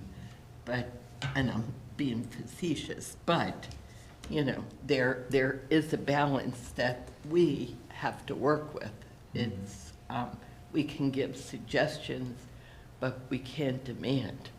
Well, and I'm going to have to disagree with you on that. That's what zoning is, and that's what your book is, your ordinance book, and they do it all around us in nice areas where people want to live. They say here, and developers are used to that. They come here, they don't have to do it, they can do whatever they want. They go somewhere else, they want them to do X, Y, and Z, and they do it. They build very nice communities. There's beautiful senior housing in many, many communities. I've visited lots of them, and they're very nice, and builders want to build there. We're building stuff here. It is not, when we talk about, I keep hearing people say, we need housing affordable, new for children, for our youth. The over 65 houses or 55 houses that are being built in our area, they could be used for anybody. They're small townhouses. They're $750,000. Okay, that's the fact. whether they're youth buying them or seniors buying them, unless we subsidize them, they're 750 and up. Some of that is for in the middle house. So it's all about what they cost, what the market is. So we can't control the cost. If you want to subsidize the housing, I don't know where you're going to find housing that for youth to live that's brand new, unless that's why they're moving. That's why we moved here from Baltimore County 40-some years ago, because it was cheaper. That's why people are now moving to Pennsylvania. Unless we're going to subsidize it, you cannot, even the Arc of Carroll County and Habitat are building new houses for people with everything land-free, free help, a lot of free materials, and there's still $350,000 with all that stuff free. It's just the market we live in. I can't change all that, but I just want to ask Ralph a question. You mentioned ag preservation. We have the last 12,000 acres, and we've grappled with this. I have the big chart, and we've done a really good job. But the question is, on the last 12,000 acres, how do we make sure that we're strategically locating it? I mean, how do you, I mean, you were in the program. How do we make sure, to make sure things are together and they're not maybe tying off a road system, they're not on the sides of roads, so we can maybe someday develop that? What should we do? What would you recommend for the last 12,000 to be more strategic about it than just getting to the goal, but doing it strategically? Well, I've been pushing for this to be more strategic for quite a few years now. I'm new, let me hear you. Well, we're a mature program, and actually a lot of people have emulated our program in a lot of different ways. We're to the point now where we can dwell on adding to the contiguous acres. That's one of the most important things we can do, so that we don't have islands that turn out to be disasters for the landowner of that particular easement property in the future. And I could point out quite a few where we've made that mistake, and maybe I was part of it. But I think we can look at corridors in the county that maybe we should just not be looking at, that could be used for economic development. And there are not many, but there are a couple very open corridors that we should kind of pull away from and say, let's use it for this. But the answer is this, is to dwell on the quality farms, the quality acres, and the acres that are contiguous, so that we can grow those contiguous acres. That's the best use of our county funding and our county tax dollars. So, that's just one suggestion. and we just get a paper that says these people want to apply. I don't know what a quality farm is. You do. It has to do with dirt, I think, right? Well, there are conditions, Susan. You can't take a farm in that has a hill on it like that, and that's the entire farm. No, it doesn't qualify. But there are a lot of farms that or areas that may qualify, that would be a hindrance for us. I mean, we're looking forever. I mean, we're looking out not 10 years, but 10, 20, 30, 40, 50 years. So there'll be a day when ag preservation's over with. And so we got to figure out whether, once it's over with, we still have our intended goal, and that is to ensure that there is some form of agriculture. Because, listen, if anything is elastic, it's agriculture. I was in the dairy business at one time, and I thought the dairy business would last forever. Well, it has for some good dairy farmers. The rest of us couldn't see it. There's a reason for all that, but it's been replaced with something else. So I'm not worried about agriculture per se. It's going to make it. What I'm concerned about is I don't want it ever to get in the way of making the county what it needs, what it can be. And you said you've been talking about it for a while, and I appreciate what you're saying. How do we articulate that, us, to the people that are doing the program? Because we can sit here and talk about it, and it's because you're their bosses. I know, but how? I mean, we just voted on 5. No. Yeah. We just voted on 5. So I voted against one of them because it was not We could have said no to anything. Yeah, so the question is, the 5 that you voted for, did they meet all those qualifications? And if they did, were they worthwhile? I don't know. How do we articulate that You know, so that you should have all the information when you vote on those that you need to answer all those questions. Has it been subdivided into oblivion and you're still taking it in? The answer would be no, we don't want it. Is it a property that has no great potential? The answer is no. And it's just, I'm not going to take much more time, But I will tell you this. I was grateful for the support of the commissioners with ag preservation, but every time I went in to talk to them, I didn't expect them to just stand there and shake their heads yes. I expect them to ask good, hard questions. How's this going to help the program, the county, the people around it, and that landowner that put the farm under easement? The last 5, I spent about an hour asking questions about them. Well, you need to. Okay, but the question I I'm have. not chastising you. No, I You asked understand. me. I agree with you, And but. my question but to you is, how do we I- grade that? How do we, like you just mentioned all these things. I see a piece of paper, one of them I didn't vote for because it was I thought it was too close to town. I didn't have enough information. Susan, it should be evaluated every year. I know, but if you guys, you're the plan. Well, we need to spend some time together to talk And we about would it. put, would Not we give here. it, you ran the program, should we give it then to our staff and say, somehow, how do you rank them and like, you just turn them away and say no? Or do you wait until everybody's applied in the course of a year? Because how do you know what's coming in front of you? It's more to it than that, and Well, I'd I'd like love to to sit understand. down and talk with, not only, I'd rather have the ag preservation people involved in it, including The board. advisory board. Yeah, Advisory the board needs, Advisory board, we ought to meet with. you better believe Why it. don't we ask them to come up with a criteria list? There is. Okay, Yes. okay, good. Absolutely. Because The- we keep adding the- to this to get. We've sure asked for it a lot, The so sol- they are doing that now. Yes. The solution to the issues you're raising are very solvable with this board. And it would just require some changes, I think, to how we're doing some things. Some of us know much more about the process than others, that is correct. And I think a lot of us coming in as new commissioners, we're focused on that $100,000 acres, and that's what we were focused on. But you know what? We all learn. We're all learning as we go, some of us. And you raise excellent point, you raise excellent point, and you're looking at the tangible parts of it going, okay, well, we can perhaps make some of those changes. So that, I don't think this is hard, that one's as hard as we're making it sound. To your credit, when I spent an hour with the department, I said, who else has bugged you? And they go, we don't remember the last time a commissioner wanted to ask those questions. So whose fault's that? I think we all need to raise our hand. Yeah, us. But who's the only one that's ever voted against one? And I say that only because. it No, was it's- not true. that's I'm definitely just- not I mean, factual. since I've No been- offense. Since I've been here, I'm sorry. I We've should- had some heated arguments. Yes, we So have. the question is, can we get that information from us Yes. before the budget season starts? So we have an idea, you know, from the advisory council, what would the criteria be? What should we be looking at? Can we use a grading system? Because they're coming in over time.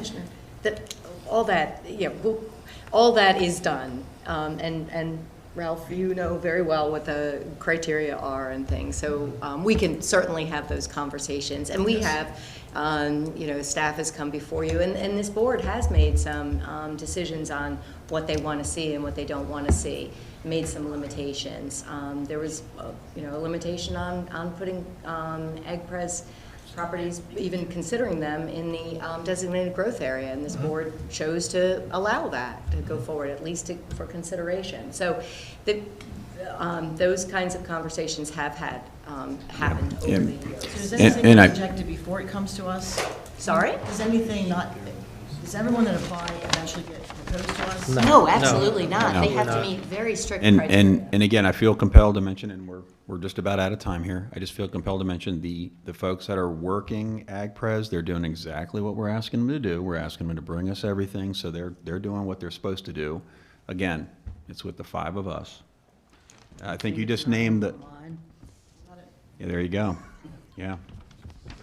So again, I just wanted to mention that. I looked at that on the screen, you know, and asked, and I even got down to, who owns that one, who owns that one? And just so I could figure out that, did the Huff family own every damn thing in that corner of the county, or just a little of it? Well, So, no, because yes. I own a little bit of it. Yeah. Did you want to close things out, either you or? Yeah, actually, Yeah. Daphne's going to walk through kind of what the next steps are that we're looking at doing. I did want to bring up one kind of fundamental question, and Commissioner Krebs, you brought this up. Early on, when we started down this whole journey, Daphne and I had a lot of conversations about, does it make sense to incorporate the Freedom District into the overall master plan? And there are a lot of pros and cons to doing it or not doing it. And we brought those discussions before both the Board of County Commissioners and the Planning and Zoning Commission. I don't think there was anybody that came down real hard on either direction.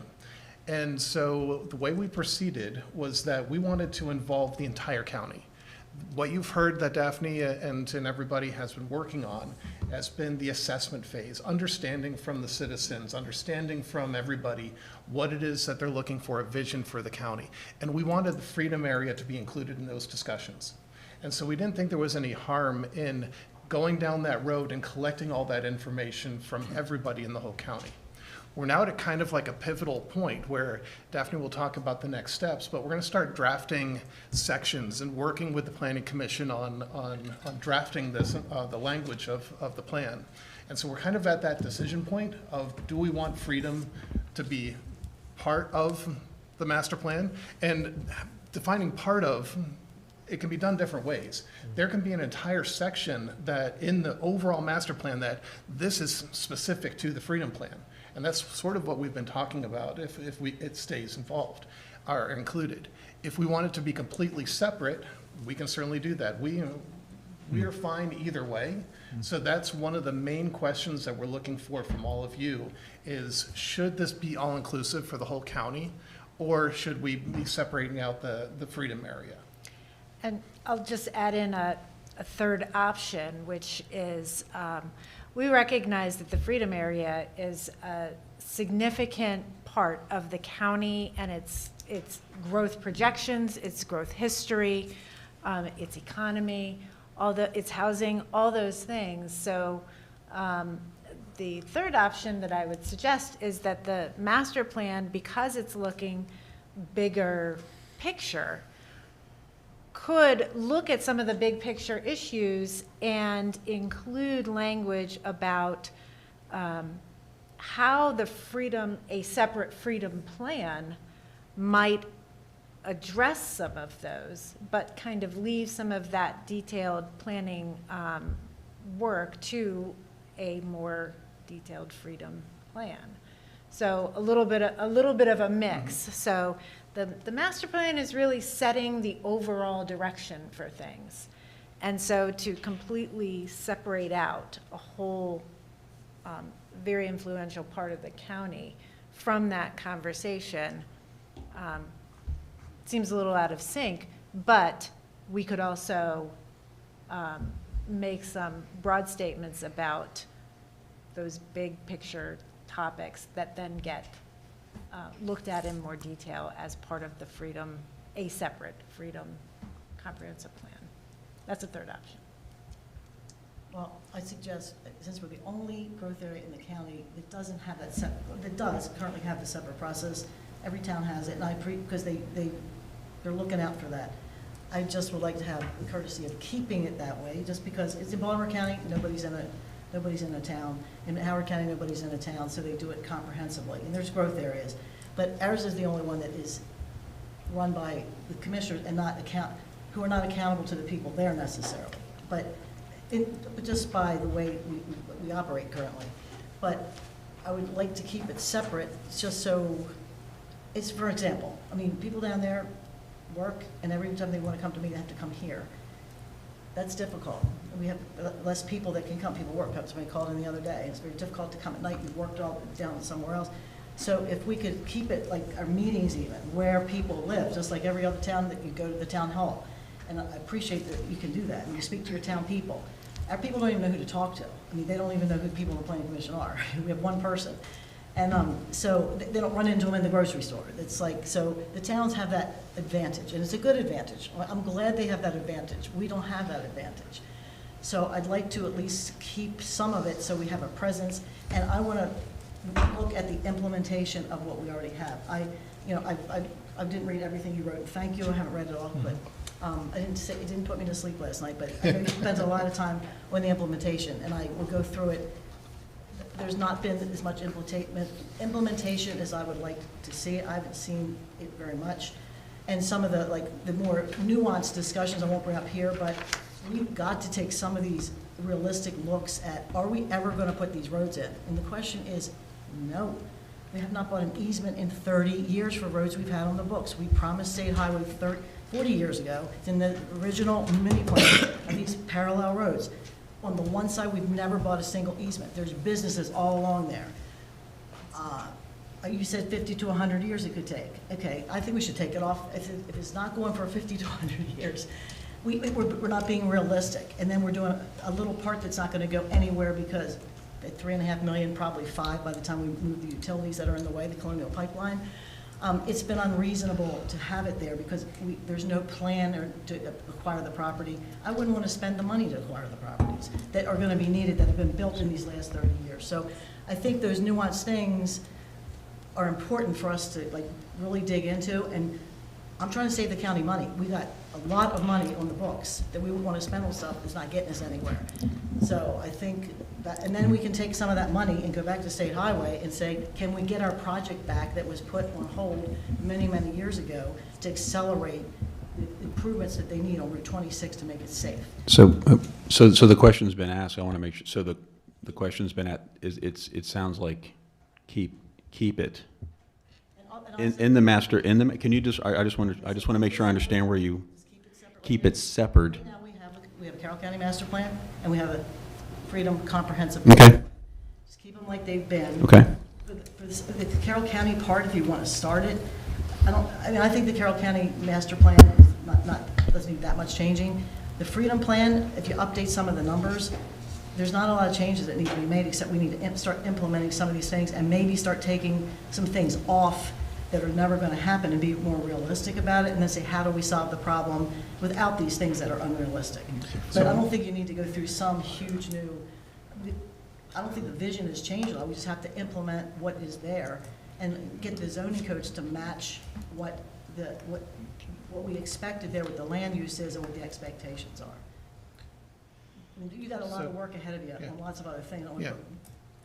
So it sounds like Daphne's suggestion of an overall master plan that covers the whole county and touches on some of those concepts that were required by state law to address and so on. So an overall county master plan, but the Freedom Comprehensive Plan could still exist as a separate item that once we finish the master plan, and we'll touch on the Freedom area, but not go into as much detail as the comprehensive plan. And then that would be a separate document that we'd work on later. Is that what I'm hearing? I don't know why that's different than what we have today. And just what happened last time, I'm just going to, if you take the plan, the mistake that happened last time is they rewrote the whole plan. It was you couldn't follow it. You couldn't say they changed this, they changed that. It was all new. It was a mess. It was a total disaster. So he came back and rewrote it. Updating a plan, which is required by law every 10 years, is called an update. It doesn't say redo it, and you're supposed to say, how are we doing with our plan? That's the state law. It used to be every 6 years. Yes. Now it's every 10 years. Yeah. We waited 17 to do it. They didn't come and take us away. But, I was there when we moved it to 10 years because it didn't need to be looked at, but it's needed updated. How are we doing with implementing the plan? And then rationalize why something needs to be changed. The original Freedom Plan was done very well. I think through some unfortunate deviations from the plan, it caused more problems than if we'd followed the original plan. But that's just because the original plan, they'll show they put certain size roads in certain places to handle things. And if you put more things there, then those roads can't handle it anymore. So I think following a plan is predictable for the people that own property, the people that already live there. And with regard to property rights, I'm going to quote Rich Rothschild. Your property rights come from what the zoning is today. When you upzone a property and just say, okay, now you have millions of more dollars in value, I don't think we owe someone that because it costs the county to build schools, to build roads. Your farm, I agree with. I mean, you have property rights. But when you own a small little piece of property and you just change the zoning, now the property's, hey, you can put all this new stuff here, it's not even usually local people that are selling the property. That's not what property rights are. That's why we have zoning. That's why we live in communities like this. We just don't let anything go. So it's a little different, depending on what kind of property that you have. And I think when you live in an area that's going to be a growth area, you have to have zoning and you have to have predictability for everybody that's involved. Whether it's the little guy that lives in the house here or whether it's the big guy that wants to build, whatever he wants to build. So I would like to keep it separate This one is, we just barely got started on it. We got it passed and then COVID hit. Yeah. And 5 years went, and there's been very little implementation done. So as part of the master plan process that we're working through now, do you want to look at future land use in the Freedom area, or do you want to save that for a future discussion? I mean, you have to tell me why. I mean, we barely, you're not gonna, because the zoning is, once you put zoning on, you can't take it back. That's why, I think one of your points to begin with is sometimes it's not good to put the zoning on because you never can go back. And now you can change the definitions, but we did change definitions. We went, the commercial districts all changed. So Right. I don't know what really needs to be changed unless I could be convinced of, if you're gonna expand the area or something. I can't see, there's a lot of changes that need to be made on the land use. Okay, so then it sounds like Daphne's third option is a good way for us to move forward, because it essentially mimics similar to what we currently have. We'll just address from a county perspective those topics that are required by state law that we now address, and we can touch on the Freedom area with respect to those specific things, because they're not currently in the Freedom Plan. And then in a couple of years after we've addressed the master plan, we can come back and revisit a specific Freedom Comprehensive And Community the plan was Plan. adopted in 2018. Yes. Yeah. So we have 3 more years. Yes. Yep. And again, I know last time it was 17 years.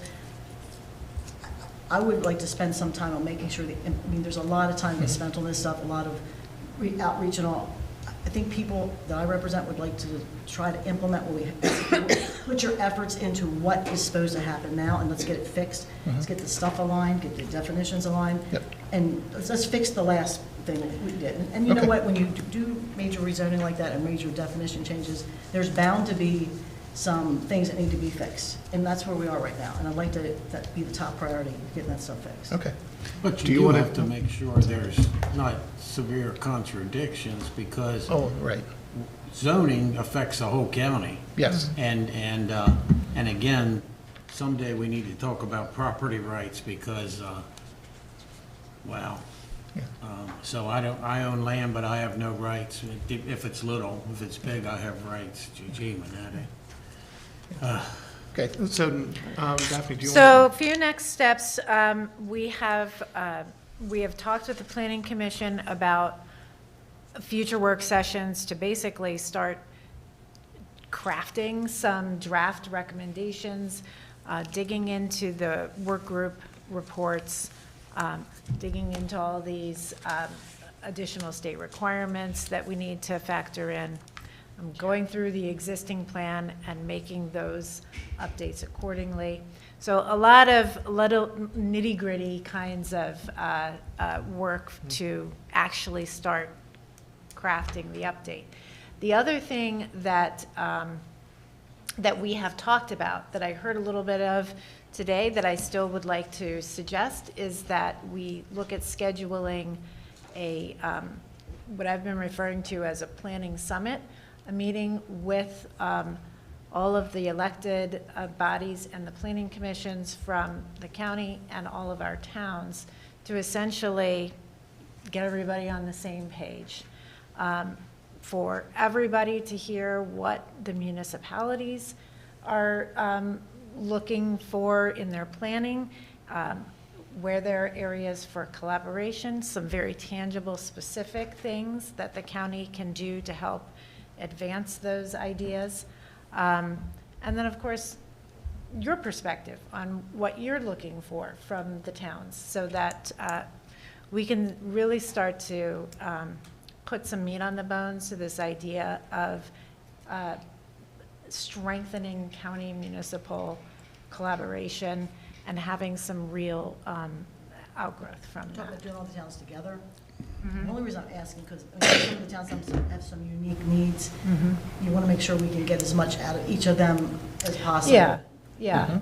So the question, and I apologize, I've got to get back down the road here to Mount Airy. The question then, I think, and get the county administrator's thought on this. So in a way, we're really looking at 2 plans, are we not? Yeah. I mean, that's how we want the staff to proceed, and that's what we want them to focus on. So now you're doing, Not at the same time. Right.